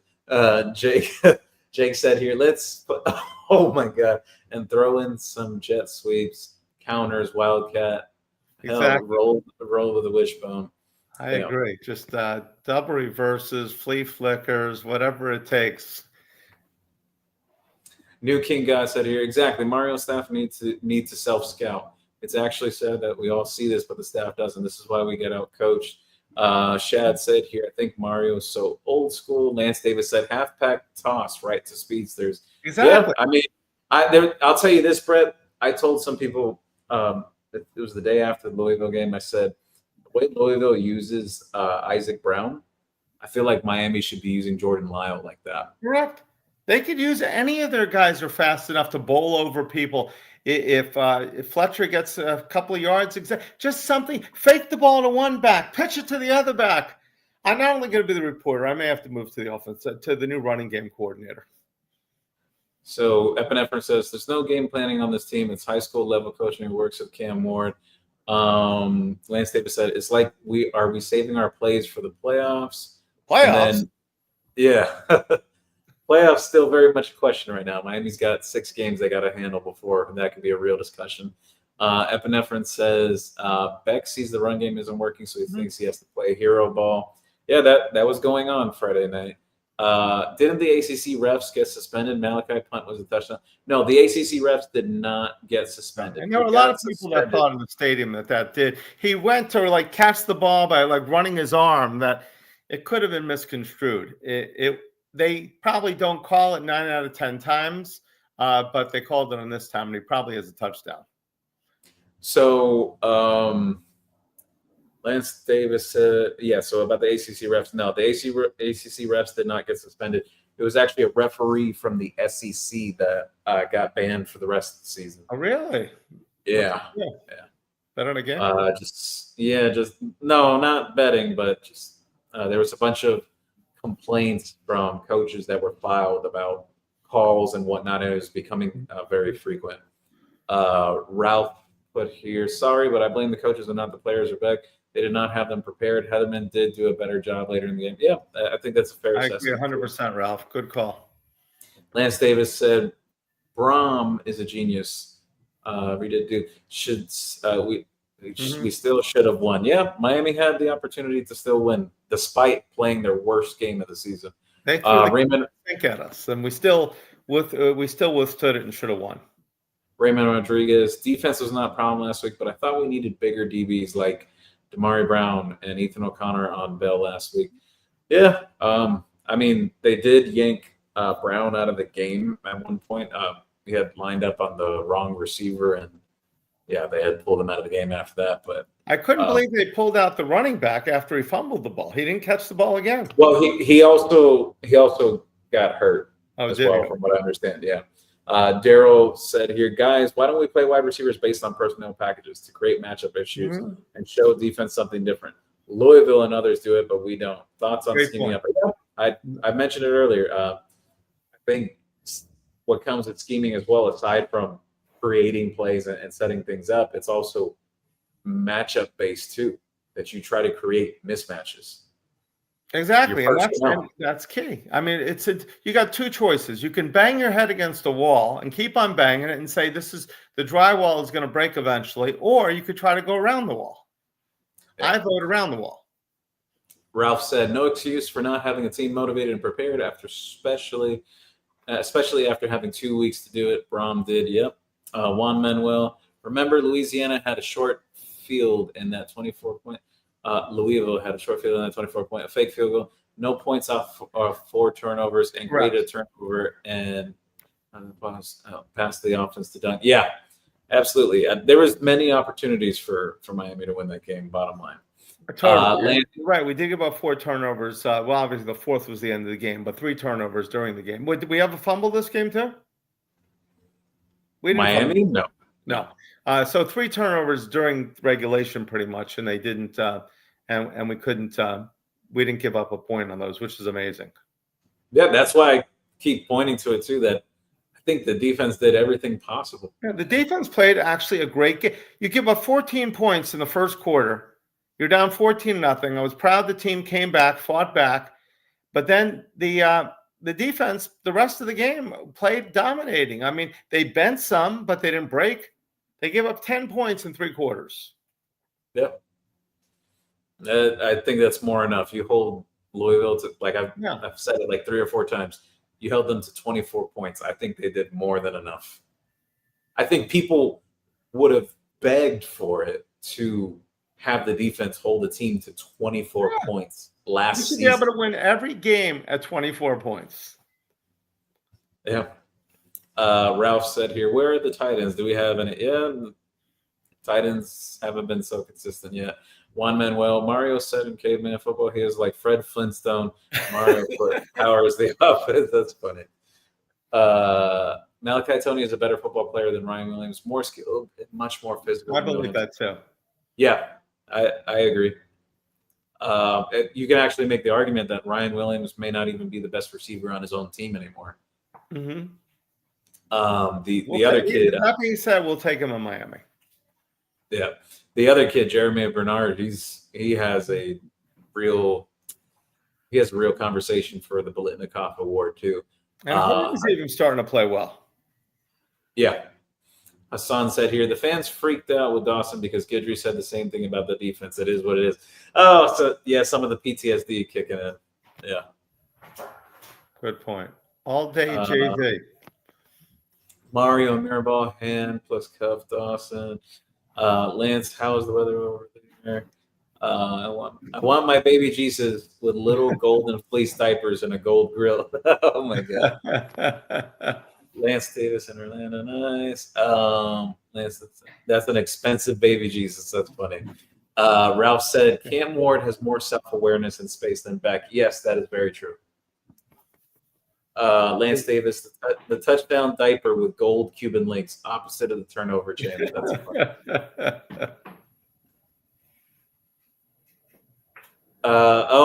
This is a good point that Juan Manuel brings up here. So YouTube TV is having another dispute right now in terms of certain channels for football games, and there's some that could be yanked in the upcoming days. And Juan Manuel said here, Lance, Mickey Mouse wants to take my football away from YouTube. That mouse with ESPN is evil. It's FUBU. Because Mickey, what happened is Disney's got a little merger with FUBU going, and FUBU is going to be the home of everything Disney, ESPN, and everything like that. Stock's only trading at $3.69. That's my side job. You didn't hear it here. Okay, but I think everything's going to be happening for FUBU when the Disney FUBU merger becomes complete. Yeah. That's my other podcast, Stocks Today. Lance Davis said, I have YouTube TV and I will switch to Disney Plus. Cheaper. Epinephrine, Mario leads the nation in losses as a double-digit favorite. Yeah, he has 5 of those, actually. So it's tough. Maybe that'll do, but that helps that Evil Diabolical Mouse.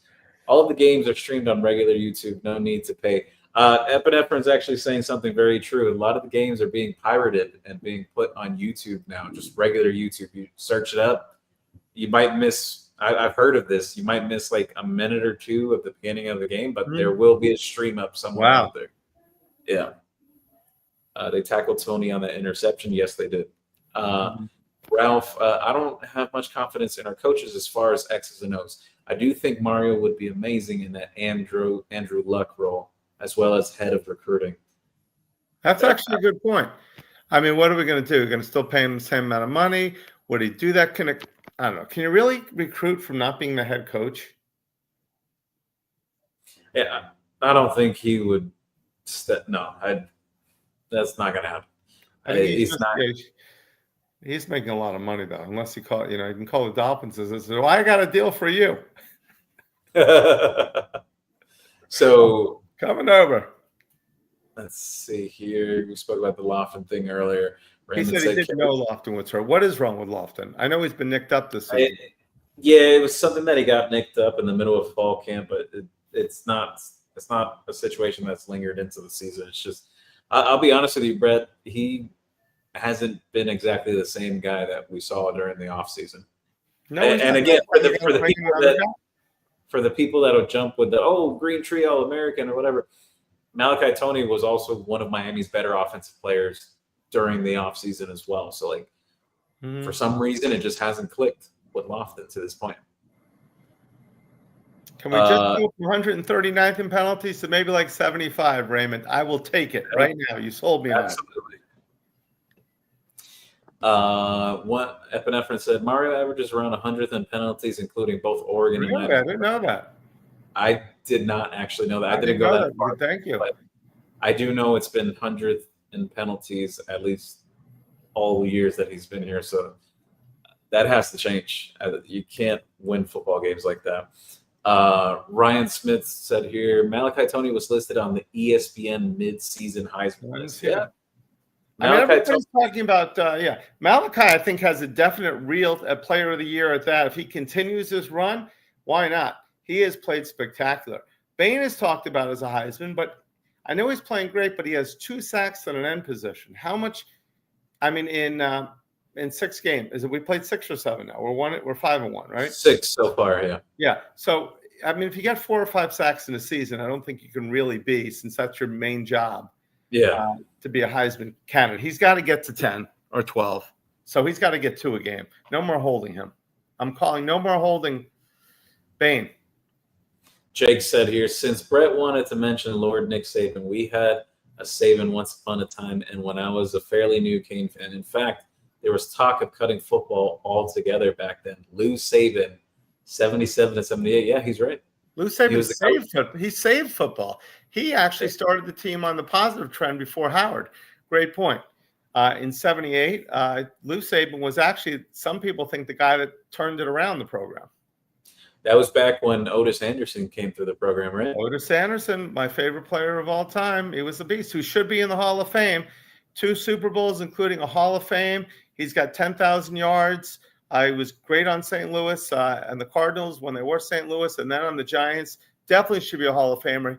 Been totally ripped off. He could catch the ball. He could run the ball. He could block. The guy was one of the best Canes that people don't talk about. Tommy Cruz shared here, in my opinion, this offense isn't built for a statue QB. We need someone who at least has the threat of moving the chains with their feet. Yeah, I actually said that earlier in today's show, that I feel that Dawson's offense is at its best with a dual threat quarterback.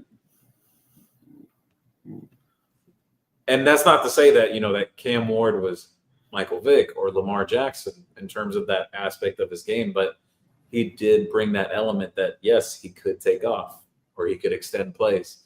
One Manuel said here, no, Brett, 2-loss team unless you're Notre Dame will go to the playoffs. Ultimate buzzkill to beat Notre Dame, Florida, USF, and FSU, but losing to 2 ACC teams. I absolutely agree with Juan here. Well, I think half the playoffs is going to be, maybe not half, but I'd say there's going to be at least 3 to 4 teams with 2 losses, maybe 5 or 6, because anyone coming out of the SEC is going to have 2 losses pretty much. And Notre Dame, of course, is in. That is the sad part. So let's say we lose 2 games and they lose 2 games, and one of their games is to us, they'll still get in ahead of us because they don't have to play in a conference. So who else can go? And Georgia can get them with 2 losses. Other teams can get them with 2 losses. Alabama can still get them with 2 losses. Yep. Don't get me started, Juan Manuel. Let's see here. Blue mentioned here. Balin Trujillo is a Cane fan. He's also the quarterback trainer for Miami's current quarterback commit in Darion Coleman. He said, Balin Trujillo said that Fernando Mendoza turned down Miami and not the other way around. Is that true? So I mentioned this during the offseason that, yes, that there was some interest from Miami in terms of Mendoza, that there was some discussions there when he was in the portal.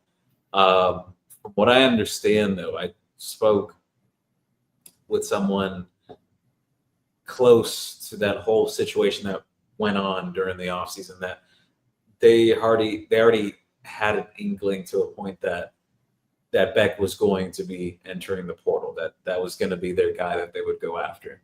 So, again, was there discussions between the 2 parties with Mendoza and everything? Yeah, there was. It wasn't that Miami just entirely ignored him and everything. That was in play to an extent. Tommy Cruz, more press defense, DB's way too far off the ball. Yeah, I think Miami should bump and run more. Why did you go and get these cornerbacks out of the transfer portal if you're not going to be able to do that? The best defensive backs in the country, the best defensive backfields are able to bump and run. Juan Manuel said, so Dawson has Mirabal and Mario to be in his kitchen. This is not good. Fire Marine. On another note, don't forget OJ Frederick could have had 2 interceptions that he dropped. I was trying to think who it was. He had 2 opportunities at interceptions. Yeah, that was backbreaking for them. Yes. Fitzgerald, there's a few guys that we have that make the plays. And not that it was so easy, but their guys made plays, our guys didn't. Our defense was great, but you have to take the ball away. I remember when we lost to Wisconsin, the Mark Richt year. I think it was Shaq Quarterman had a shot in his hand on an interception touchdown and dropped it, or we win that Orange Bowl game against Wisconsin. Yeah. Now, you don't think that's a big deal, but that would have been great to finish that season like that. Secondly, we've only won 1 bowl game in 18 years. Yeah. Blue said here, why was the camo uniform up in the air on if they would wear it or not? What were the reasonings for that this week? I heard about that. Someone had said something along the way that, that Mario's considering, not wearing that or whatever. That was never true. I asked about that, and there was never a response about, that we're not going to wear those jerseys or whatnot. Mario has a lot of respect for the military and everything. That's really all this boils down to at the end of the day. And that's why Miami accepted to do this in the first place. Exactly. And Mario picked the jerseys from what I understand. I know Adidas has a few other camos for other teams. Mario didn't want black. They talked about black. He wanted camo to support the military. That being said, I heard the Hurricanes were supposed to wear green last week, but didn't, because Mario said, if it's not fixed, if it's not broken, we're not planning on fixing something. We're going to wear orange. So the only thing I can think of is he may have wanted to wear orange out if they won every game. It proves that it doesn't matter what uniform you're wearing. Your jersey. Yeah. If you're wearing orange, green, blue, yellow, people say we don't play good. And, we were 4-3 in the black jerseys. Just win. And I think that's just all superstition stuff. It's all superstition, exactly. But Mario, we're not going to play. At least he could have blamed them on green uniforms if they would have lost in them. But now he can't. He's got to say orange.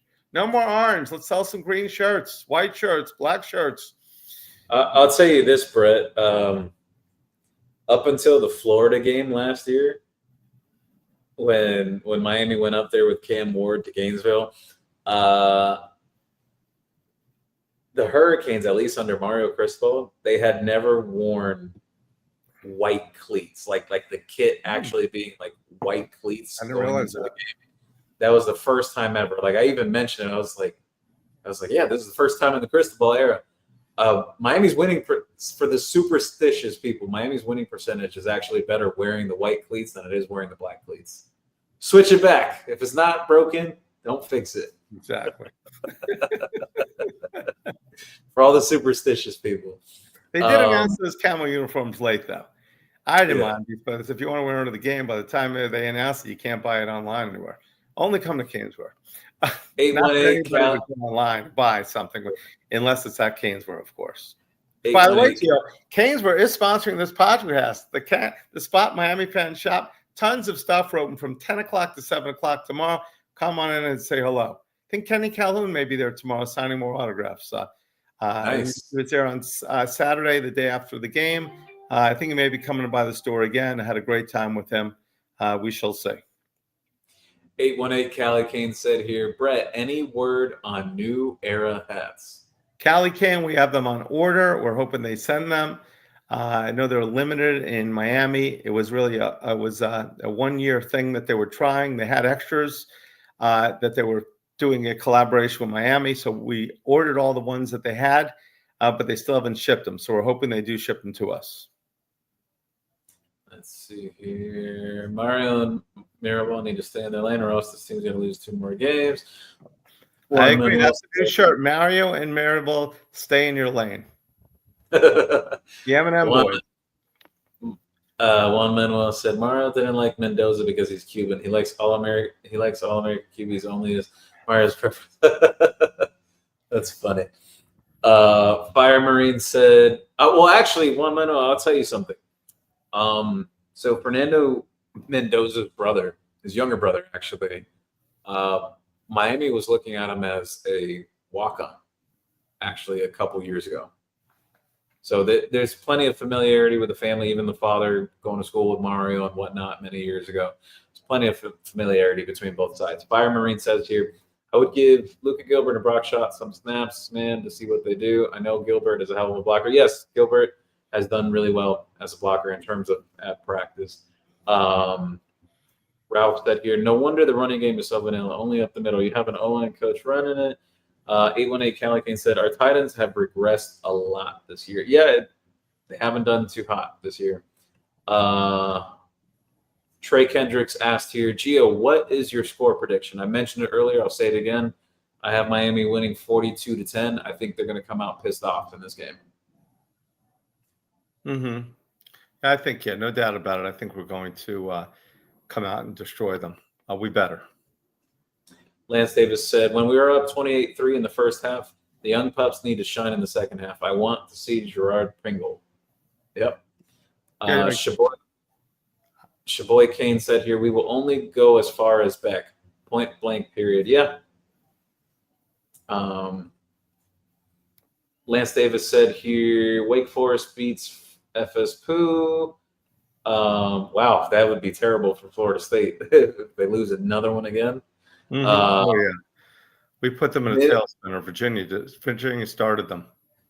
Miss G15 says here, forcing Jordan Lyle into the game has messed up the running back rhythm Fletcher and Brown had. I don't think necessarily. I don't think it's so much about that. I think it's just what they're doing up front and where they're forcing it to is running into a lot of the B gap, especially last couple of games. Just kind of doing it over and over again and no change to that. I think it's played a big factor. I don't think it's so much the rotation. However, I will say, though, Marty Brown's really impressive. I don't care what the numbers say. If you watch with your eyes what he does, the way he's able to make people miss with the size that he has, and also he's always falling forward. I've noticed this. Like, guys are never driving him back. He's always falling forward, getting positive yardage. I've noticed that with Marty Brown. He always is, and that's big time positive that a guy is going ahead and falling forward. And you can see he carries the pile too, both him and Fletcher. The one thing about that Lyle joining it, which is they only carried the ball 18 times, and Lyle got it 2 or 3 times. I mean, a team should not be running the ball 18 times. That's not. Beck carried the ball 9 times. Now, I know they count that in some of the times he's running for his life, but 18 times for 3 backs is way too little for them to be carrying the ball. I think the play calling. I know we're behind, but we got back in the game right away. Terrible, I think, just on the whole offensive philosophy there. Have we beat up Mario and Maribel and Dawson enough? Blue said here, I fly down for every game. Tired of the excuse that fans can get to the stadium early. It's lame excuses. I agree. Totally agree with you, Blue. Totally agree with you. Ridiculous. $4 tickets, $5 tickets. Actually, CanesWear should just buy them out and give them to people. Juan Manuel shared here, Miss Hudson and Bill Belichick are looking for swinging to break down film and play pickleball at Chapel Hill. Did he mean to rhyme there? I think so. Cell TV, I've been saying this for 2 weeks now. Get rid of 2 tight end sets. Also, Beck looks a little like Georgia Beck last game. Yeah. It was not pretty. Lance Davis said, "Good night, boys. Take care, Lance." I thought he got his bell rung. I was surprised he didn't take him out to check him for a concussion. Yeah, the one where on the roughing the passer, which, mind you, I'll be honest, I don't think that was a rushing. I don't think it was roughing either. I think we got at least by definition. That was the one I thought hit Joshua Moore and bounced off his hands, but you're saying it didn't? Not from what I recall, no. Okay. Cell TV said here, can't build leads if you want to win in the phone booth. Yep. I think Miami's got to spread it out a little more. Absolutely. Especially even for the run game, too. Yes. Chris Gahn said, go Canes, guys. Beat Stanford. Mind you, Brett, one thing I'll say, you go back to the tape from last year, too. Miami was spreading it out and was running out of those formations. Like, I don't know. I don't know. We'll see if there's changes. We ran better last year, actually, when we had a pass-oriented first. But when you run the ball half as much as you throw the ball, I was really surprised in that game plan. Yeah, but I think some of it is alignment, too. And what I mean by alignment is, like, if your tight ends are having struggles this year with blocking it and you're trying to run a lot of condensed formations out of that just to run the ball and you're not finding the success, you have to change it up. You can't just continue doing the same thing. It's just correct. Yeah. Definition of insanity. Exactly. Just doing the same thing, running it the same way. And if that's the case, bring in an offensive lineman instead of a tight end. Yeah. Well, that, and then again, like I said, I go back to last year. There was a lot of 3 and 4 wide sets, not so much condensing things. Correct. And they gave the running backs the chance to win those one-on-one matchups if they made it to the second level. I think Miami needs to I'm not saying do all that entirely, mix things up, but take a page out of that from last year. I do think it would help this team in terms of the run game. No doubt. I mean, anything will help. Misdirection, moving the ball, just to take it out of right in front of those, between the center to the 2 tackles. They're going to figure it out. I've got all the confidence in the world in Mario to change something just change a plan, make a U-turn. Yeah, I think so. I think he's shown it in terms of his willingness, even with staff changes and certain approaches. Staff changes, he's done very well. Cell TV said, Miami needs to pick up tempo, create more layers to your offense. Yeah, I agree. A little more hurry-up offense. Juan Manuel shared here. The coaching staff may not have the highest IQ. Maybe the little yellow bus picks up. Oh, my God. Killing me with these comments. Yeah, part 2. Miss G15, why don't we just go ahead and play offensive lineman at receiver? Free Josh Moore. Josh Moore, definitely. I think he is just something that we don't have in any. Malachi doesn't provide. How tall is Malachi? 5'11"? 5'11". But how tall is CJ? 6 feet? No, he's about 6'2", from what I understand. He's 6'2", okay. But Josh is 6'4". You can see he can take the ball away. I know there may be something else there, but I mean, you score 2 touchdowns against USF and then you barely see the field the next 3 games. It doesn't make any sense. Yeah. 818 Calicane. Mario's team since Oregon have been the worst penalized teams, which is a huge concern. Yeah, that is a concern. We talked about that earlier. 130th out of 136 teams. It's not a good look. Cell TV, Scott needs to take the next step. Please stop playing 87. He's talking about Brock Shot. 818 Calicane. Miami isn't more talented than Ohio State. Nobody wants to hear that, but yeah, Ohio State may be the best team. I think Ohio State is the best team in the country. But I think we've got everything that everyone said is our talent on offensive line. on defensive line, our receivers, our running backs. I don't think Ohio State has any more talent than us. Mario has stacked this team. Yeah. We've also got I know we had a bad game, but before this game, Carson Beck would be the better quarterback over their quarterback, their freshman. So Beck had a bad game, but I think when you put a good Beck in there, I think we have more talent. We don't. And the other thing is their coach most people thought he was terrible last year. They almost fired him. What did Michigan say? Hardball said that it's easy when you start your job on third base or something like that. What he got from Urban Meyer. But until you win the big one, you got to prove it. Juan Manuel said here, you two do a great show. Please do one on Monday or Tuesday to review, and Thursday or Friday to preview the show. Can continue catching fire. Like, share, and subscribe. Yes, like, share, and subscribe. I would, if Gio's is available. I know he's a very busy man, and I am too. I would do it possibly a second show. It's hard to do 3-hour shows twice a week, but to go ahead and to do an abbreviated one, that'd be kind of cool. New King God, as far as I'm concerned, teams should always expect the fake on field goals or punts. Prove me wrong. Yeah. Oh, well, I made the joke when the fake field goal happened. I said, where's Malik Bryant when you need him? Yeah, he made a tremendous play against Virginia Tech. I forgot all about that fake field goal. It happened so early in the game. 818 Cali Kane. This offense is the same as 2023 with TBD. Tell me I'm wrong. A little different. They spread it out more than this is the most I've seen Miami go condensed under Dawson. Miss G15. Tight ends have been consistently invisible. Moving forward, what's your biggest fear on the defense and offense? My biggest fear of the offense, my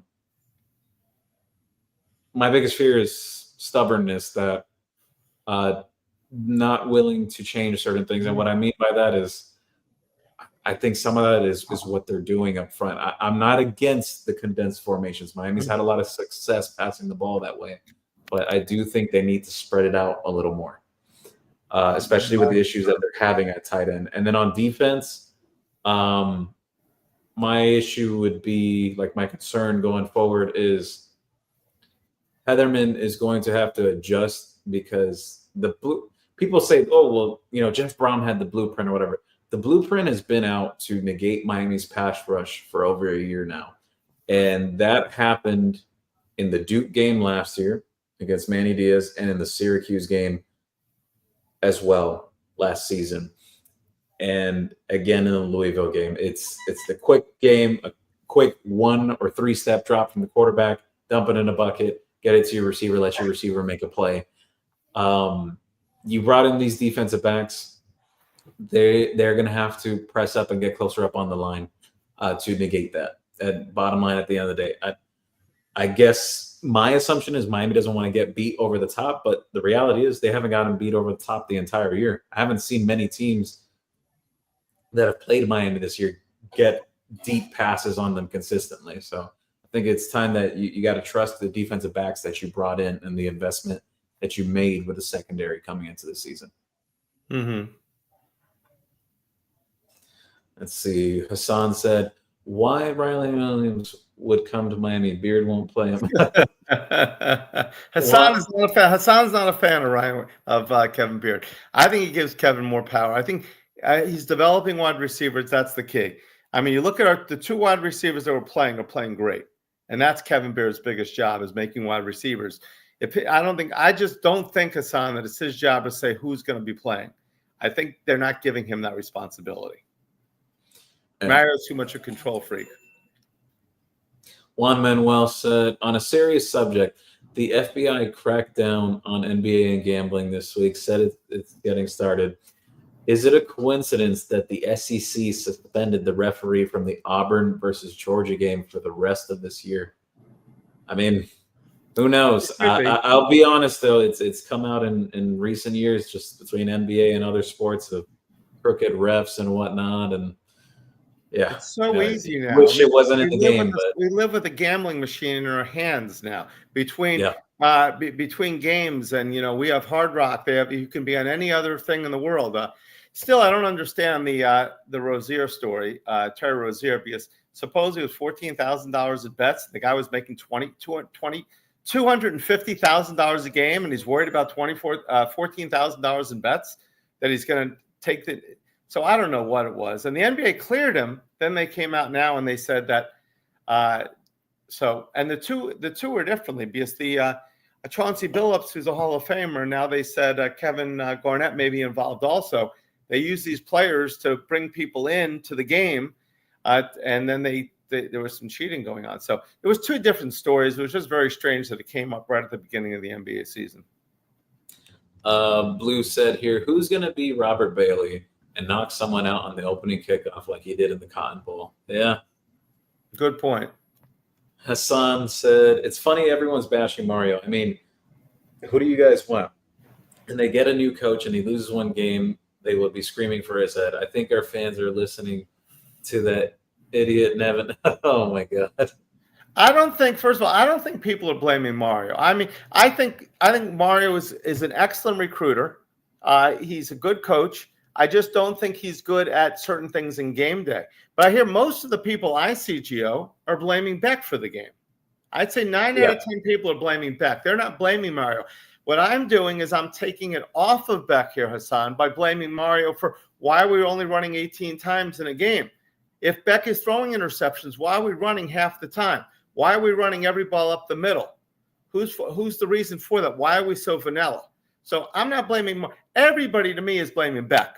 I don't believe the defense is to blame, like Gio says. I don't believe Beck threw 4 interceptions, sure, but he's also helped us in a lot of games too. In the Notre Dame game, he played well. The Florida game, he played well. The FSU game, he played well. So the fact that we're running 18 times, that's coming from coaching. The fact that we're running right up the middle, that's coming from coaching. The fact that we're playing 3 receivers, that's coming from the top. Those are my issues. So I blame Beck less, coaching more. The coaching has as much talent as anybody in the country, not as maybe better than Ohio State, but they're right there in the top 4 teams of probably talent, and we should be playing better. We should be, when we have a big lead, we shouldn't be letting teams into the game. Heck, we were up on Florida State, 28-7, right? We let them come back to take an onside kick. We were up on the Gators, and we had to worry about that game. We were up on Notre Dame. We had to worry about that game. So we need to close teams out. So that, to me, is coaching. That's my feeling on that. I think Mario's great. Listen, he has put together one of the best teams in the country. Now we just need someone, Mario, part of that team to take us to the next step. Mario, of course, has to be the head coach to do this. He's just got to make better decisions, in my opinion. Yeah. Raymond Rodriguez shared here, can we bring Ken Dorsey in just to bring some new ideas in the building? I don't know if Ken Dorsey would come to Miami. He's been in the NFL for quite some time now. If he's coming back, because they don't want him in the NFL anymore. Yeah. Was he at Cleveland now? Was he at Cleveland now? I forgot where he is now, to be honest. I think he may not be wanted in the NFL much longer. So there you go. Juan Manuel said, Gio, what do you think of SMU and Pitt teams, especially at the line of scrimmage and receivers? I think Miami matches up very well with SMU in terms of the line of scrimmage. Like, they have the guys on O-line and D-line to win that type of game. However, Kevin Jennings is going to cause issues for Miami's defense, especially in terms of pass rush, because being a dynamic athlete. Their receivers in general, like SMU, very heavy offensive team, just very similar to like Louisville. Mm-hmm. It's all going to boil down to alignment, assignment, and discipline on defense. But again, we saw that with Louisville. Miami ended up hunkering down, but the offense didn't get humming enough. Miami still needs to put up a decent amount of points to come out on top on the road at SMU. So that's still a question mark there, even going into that game. In terms of Pittsburgh, on the road, last game of the season, it's going to be freezing cold, Thanksgiving weekend. I've said this throughout the year that I feel like Pitt is the team that I've been most concerned with. Surprisingly enough, it was Louisville who Miami ended up falling to. Pitt's freshman quarterback, I know he's just a freshman, but he's really impressive. The running back, Desmond Reed, South Florida kid as well. Dynamic playmaker. Running the ball, catching the ball and everything. Miami will have challenges there on defense going into that game. And Pittsburgh does have a pretty good defensive line too. So just too early to say. We'll have to see how Miami looks these next few games. And like we've been saying, the response that comes out of the Louisville game. Are they going to sink or are they going to swim to the top? Sure. My concern on SMU, I think we're much more talented than they are. Is Lashley, who's a smart guy and knows this team, is he going to go ahead and pull from the Brown playbook and go to that same kind of style? Yeah. Does he have more talent than Louisville in offense? Who? Braun? No. Does Lashley and SMU have more talent than Louisville? I think at quarterback they do. At receiver, no. Okay. Well, I think, nobody expected this wide receiver or running back to light us up. But that being said, we're on the road. I think we're going to focus on the road. I think we'll be fine as long as Lashley doesn't outcoach us. But still, our players, it's going to have to take a big game for somebody else like it was for Louis to beat us. And we still should be able to win. Five Rings asked here, any recruiting news you could share? The big one for this week is Miami has 4 key visitors in that were either committed to other programs or have decommitted in recent weeks, and that Miami's been after. One of them being Isaiah Broughton. His brother is actually an NFL player who was drafted in the last couple of years out of Texas. He was a former UNLV commitment. Now a bunch of other programs involved. Houston, Miami, Florida's been involved as well. I believe there's one more program in there. They are hosting, I believe it's for an official visit this weekend. They also have the 4-star receiver, Mylan Paris, former Iowa State commitment. He's about 6'5", runs a 4.37 40. He'll be taking his official visit. That'll start. It's actually already begun. He's here this weekend. And then 2 other guys in particular. You have excuse me here, hold on. Second. Then you also have Gavin Mueller, a 4-star tight end committed to Colorado. Miami offered him in recent weeks. They're really impressed with the senior tape as well. He's going to get his first look at Miami this weekend. And another guy that they've been working on for some time now that's really risen up the board nationally, Dre Quinn, 4-star pass rusher out of Buford, Georgia. Ohio State's on him, Texas, Tennessee. He was formerly committed to Clemson. But Miami's been making a very aggressive push. They're going to get their first opportunity to have him here for a game day experience, and they're going to go from there. So those are 4 key visitors. But in terms of overall news, like I've said before, if you've been subscribed to the private board or have listened on other shows, I've mentioned this in recent weeks that I expect things to pick up more significantly for Miami at the end of October and going into November, that you'll start to hear more news and more buzz about guys committing to the program or getting close to committing to the program. I think Miami still has some work to do there with Mylan Paris coming into this weekend. I know Oklahoma felt really good about what they were able to get accomplished during his official visit there, but Miami feels good about their chances coming into this weekend. We'll see how that plays out. And Isaiah Broughton, I mentioned just a few days ago before the news broke on it that Miami had gained some momentum in that one. He's here this weekend.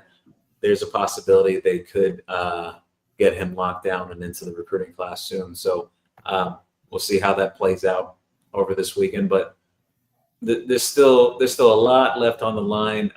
It is going to be a big class for Miami overall. I am expecting somewhere in the range of like 28 or possibly a little more than that. There are certain guys that they've taken this class regardless of who's already in. And I do expect some movement in Miami's class too. I expect between 1 or 2 guys right now that will probably not end up in this recruiting class on December 3rd. Interesting. Good recruiting stuff there. It's hard to imagine during the season, everything that's going on in recruiting is right around the corner. Yeah. What is the date? December 3rd is the beginning of early signing day. 6 weeks away. 6 weeks. And when's the portal open? Portal opens is January 2nd, I believe. So really, the next 2 to 3 months, this is all happening. Yeah. And hopefully we're fighting for a playoff spot. Raymond Rodriguez shared here, Louisville was the first game that we missed Cam McCormick at tight end. We need a new 7-year college veteran at tight end. Funny enough, you say that, Raymond, because they just offered a junior college tight end today. Really? Actually. Yeah. We need a Brock Bowers type. Can Brock Shot be Brock Bowers 2.0? Some people throw around comparisons of that when he's coming out of high school, but I believe in this, Brett, that sometimes you never really know until they get on the field on game day. No doubt about it. But, I mean, obviously we believe in playing freshmen. I mean, two of our key freshmen are Fitzgerald on defense and Malachi on offense. So, I mean, why not give him some snaps? Has he had any snaps this year? Who? The Brock Shot? Yes. Yeah, he had some snaps earlier in the season. It was Thune Cookman, and I believe he played a little bit towards the end of the USF game, too. Okay, cool. I mean, there are obviously goals to have him keep his red shirt. Yeah. Hassan asked here, Gio, Miami being cristobal to that new DT doesn't mean we are for the big name, or we are out for the big name D tackles. It seems always happens to Miami. They go after big name recruits, then we strike out lesser names. Even same with receiver at times. They're still working on other guys. That they're still in communication with Nolan Wilson as well. He had visited earlier for the Florida game. They're still after guys like Bryce Perry, right? There's several names on the defensive line right now. They're even after the Penn State commitment right now. That he's opened things up since James Franklin got fired at Penn State. So I expect quite a bit of movement at defensive tackle and just defensive line in general. I know Miami wants to add more pass rushers in this class too, like in terms of defensive ends as well. So I expect some movement. I expect some new names to end up in the class too. I wouldn't be all too surprised if one of the guys that's committed on defensive line right now for Miami ends up not being in the class ultimately. So it is what it is. Juan Manuel shared here, I'd rather have Marty Brown or Jordan Lyle in the backfield with Fletcher and take out Keelan Marion. Marty Brown is a better receiving threat out of the backfield than Marion as a third receiver. I think you could kind of make an argument for that. That's a great point. We've caught 16 passes for our running backs this year, it looks like. Brown has 9, Fletcher has 4, and Lyle has the rest. 9-5, and 2. But we're not throwing the ball to the running backs nearly enough, especially when you have – we threw more to the backs last year, it seemed. But especially setting them up for screens. If our offensive line is so great, it's not just run the ball up the middle, screen the ball, get the offensive line to work, to have fun, to be running. I mean, just different things they can do. I think they can throw the ball a lot more to the running backs than they do. Great point, Juan Manuel. Yeah. Hassan said, Gio, hearing Miami is feeling good with the Clemson safety. Is that true? I believe his name is Blake Stewart, yes, from Woodward Academy. Awesome. Wait, is it? Yeah, I believe it's Woodward Academy. Yeah, it is Woodward Academy, which is a private school in Georgia. I know the family has leaned more towards the side of private school education. I know he's been in the private school system for quite some time now, from what I understand. And yes, Miami has made progress there. When he visits, we'll see. I've heard something about Syracuse game potentially. Miami's been trying to line up for these next 2 games, Stanford and Syracuse, to get guys in to visit. So, yeah, him and then Justice Fitzpatrick. I've mentioned this before, but I'll say it again. I got tipped off weeks ago. We're talking about late September, where I was told that from a local source that they would be surprised if he stuck through with Georgia, and rather they think that he would end up at Miami or Ohio State. That's Minka Fitzpatrick's younger brother who plays at St. Thomas Aquinas. Proud Cat Dad. Teams are getting tape on us just like last year. We have to do something teams have never seen from us. Yeah, but Jeff Brown did that against Miami. That's my biggest concern and what I have is we're not adapting at all in that respect. But you know what? That's why I say joke around the end around. Nobody saw it before, so they didn't know what to expect. So we scored easily on it. The flea flicker against Florida State, they had no idea what to expect. We throw out a new wrinkle. It works. The play action pass against Florida State. First time we used it, our guys were getting behind them. Just that split second, Gio, is going to make our guys get free as opposed to everybody go long. So I agree. We need to be better on the coaching. We need to come out with wrinkles. We need to have more than just Mario. It's his job to do that, in my opinion. He needs to change it up. We need to have, just like Brom came with 3 quarterbacks, Florida State came with every trick in the kitchen sink against us. Reverses. I mean, we've got the talent to win it all, even with Mario. So I think he's built this team to be a champion. I wouldn't be surprised to see us in the Final Four, and I wouldn't be surprised to have another loss. So it could go either way. Patrick Conyers said here, I don't think we're going to win anything under Mario. I hope I'm wrong on this. I still think it's too early to say. I agree. I'm going to give Mario confidence. We're going to win. Hassan said here, that's true, Brett. So you're saying Mario's calling the plays. I thought Dawson is the OC. I guess we'll agree to disagree. Well, I've got Gio right here, Hassan, and I think that and he mentioned today that we got Mirabel and they're calling the running game. I just think Mario is everyone I talk to that's played with Mario and everything. He's a control guy, and he does a great job at it. I think that's why he's such a great recruiter. But it doesn't lend itself to the 60 minutes on the field of what happens then. And nobody knows anything for sure, obviously. No one's privy to what happens. But my opinion, Joe, it's a combination. But I think the final vote is Mario's. So Marquez Williams from YouTube shares, Brett, much love to you, bro. Been a minute. Great talking to you, Marquez. Definitely been. Always a pleasure. Look forward to seeing you soon. Gilbert Reyes, wow, you guys are up late. Yes, we are. We're actually right at the end of the questions, too. Marquez Williams, let's dominate Stanford first and then SMU. Absolutely. Techstar 305, welcome to the show. I got Syracuse on the upset versus Georgia Tech tomorrow. Wow. Georgia Tech is one of the remaining unbeatens in the country. Juan Manuel Pitt does have Georgia Tech before us. Georgia Tech is a physical team. How do they come out from that? A true freshman versus back is still a big advantage.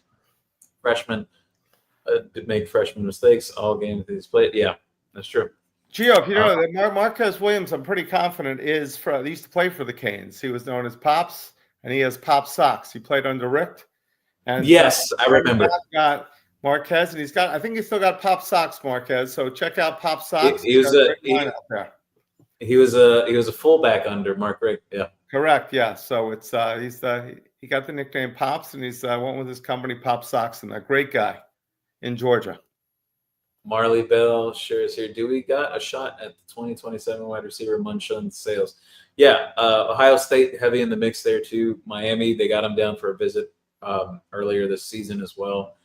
Still very early on, but Miami is in his top group.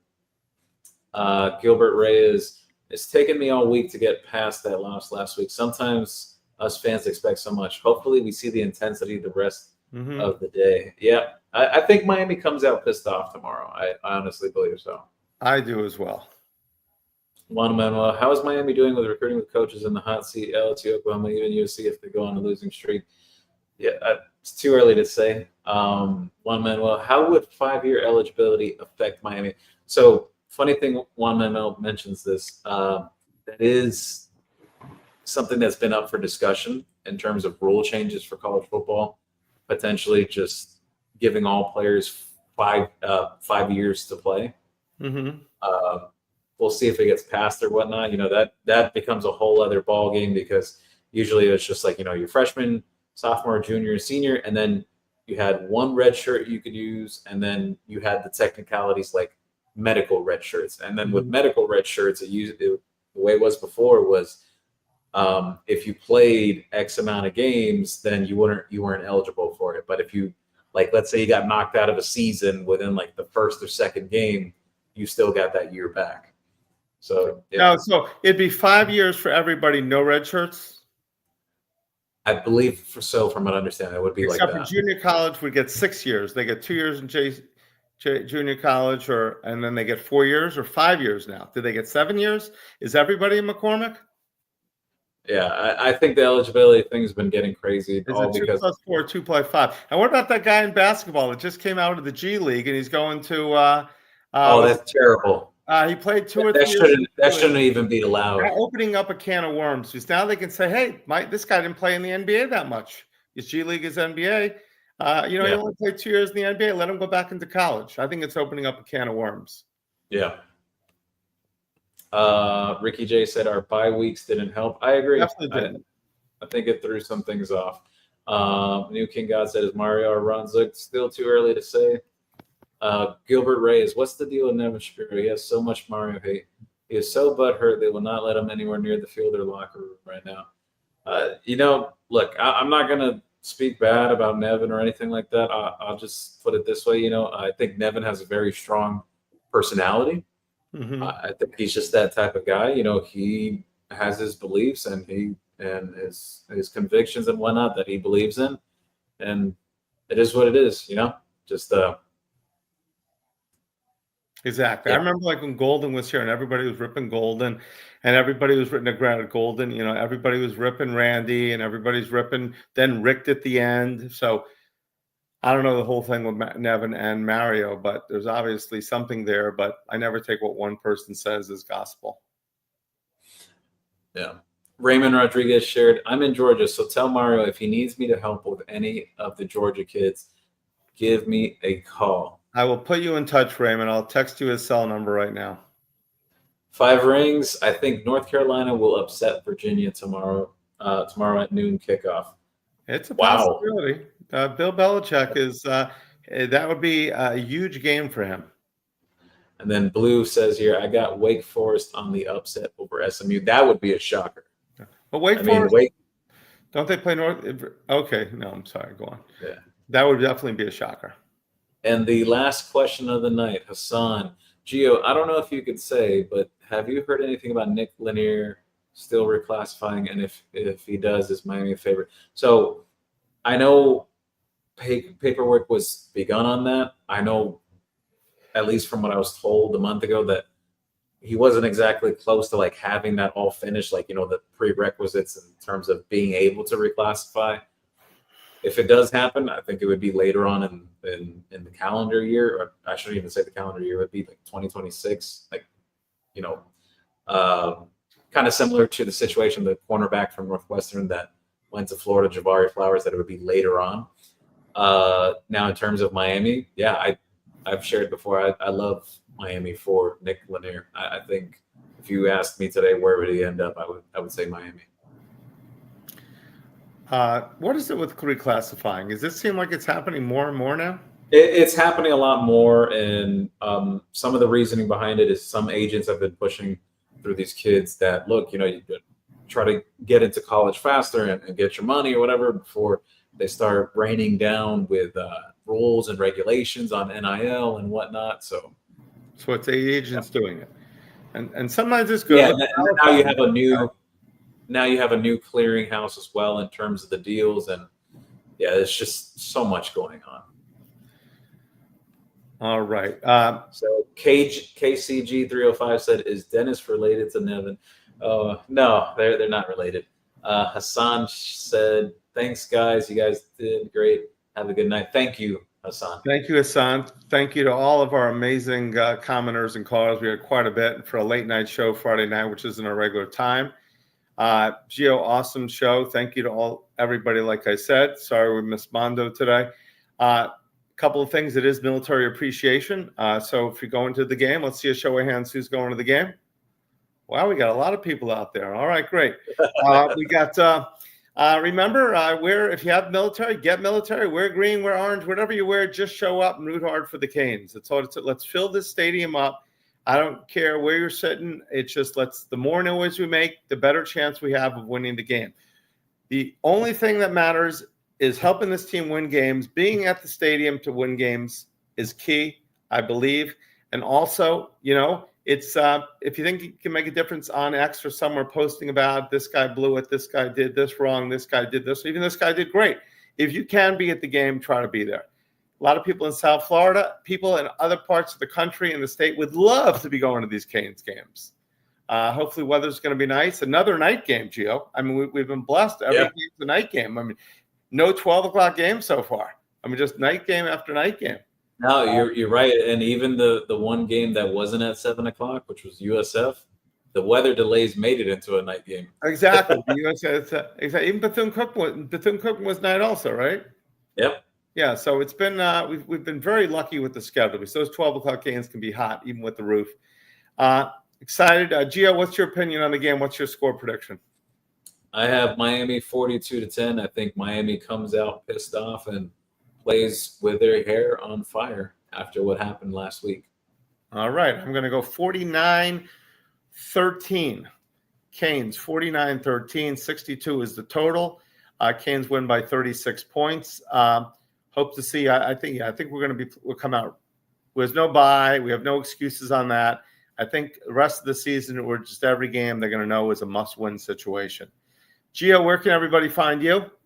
Everyone can find me on X at Gio Million. You could always find me on the CanesWear Podcast every single week with Brett, also Mando as well, and on several other shows too. Comics on Canes with Michael Yo, Amon Richards with Who Wants Smoke, and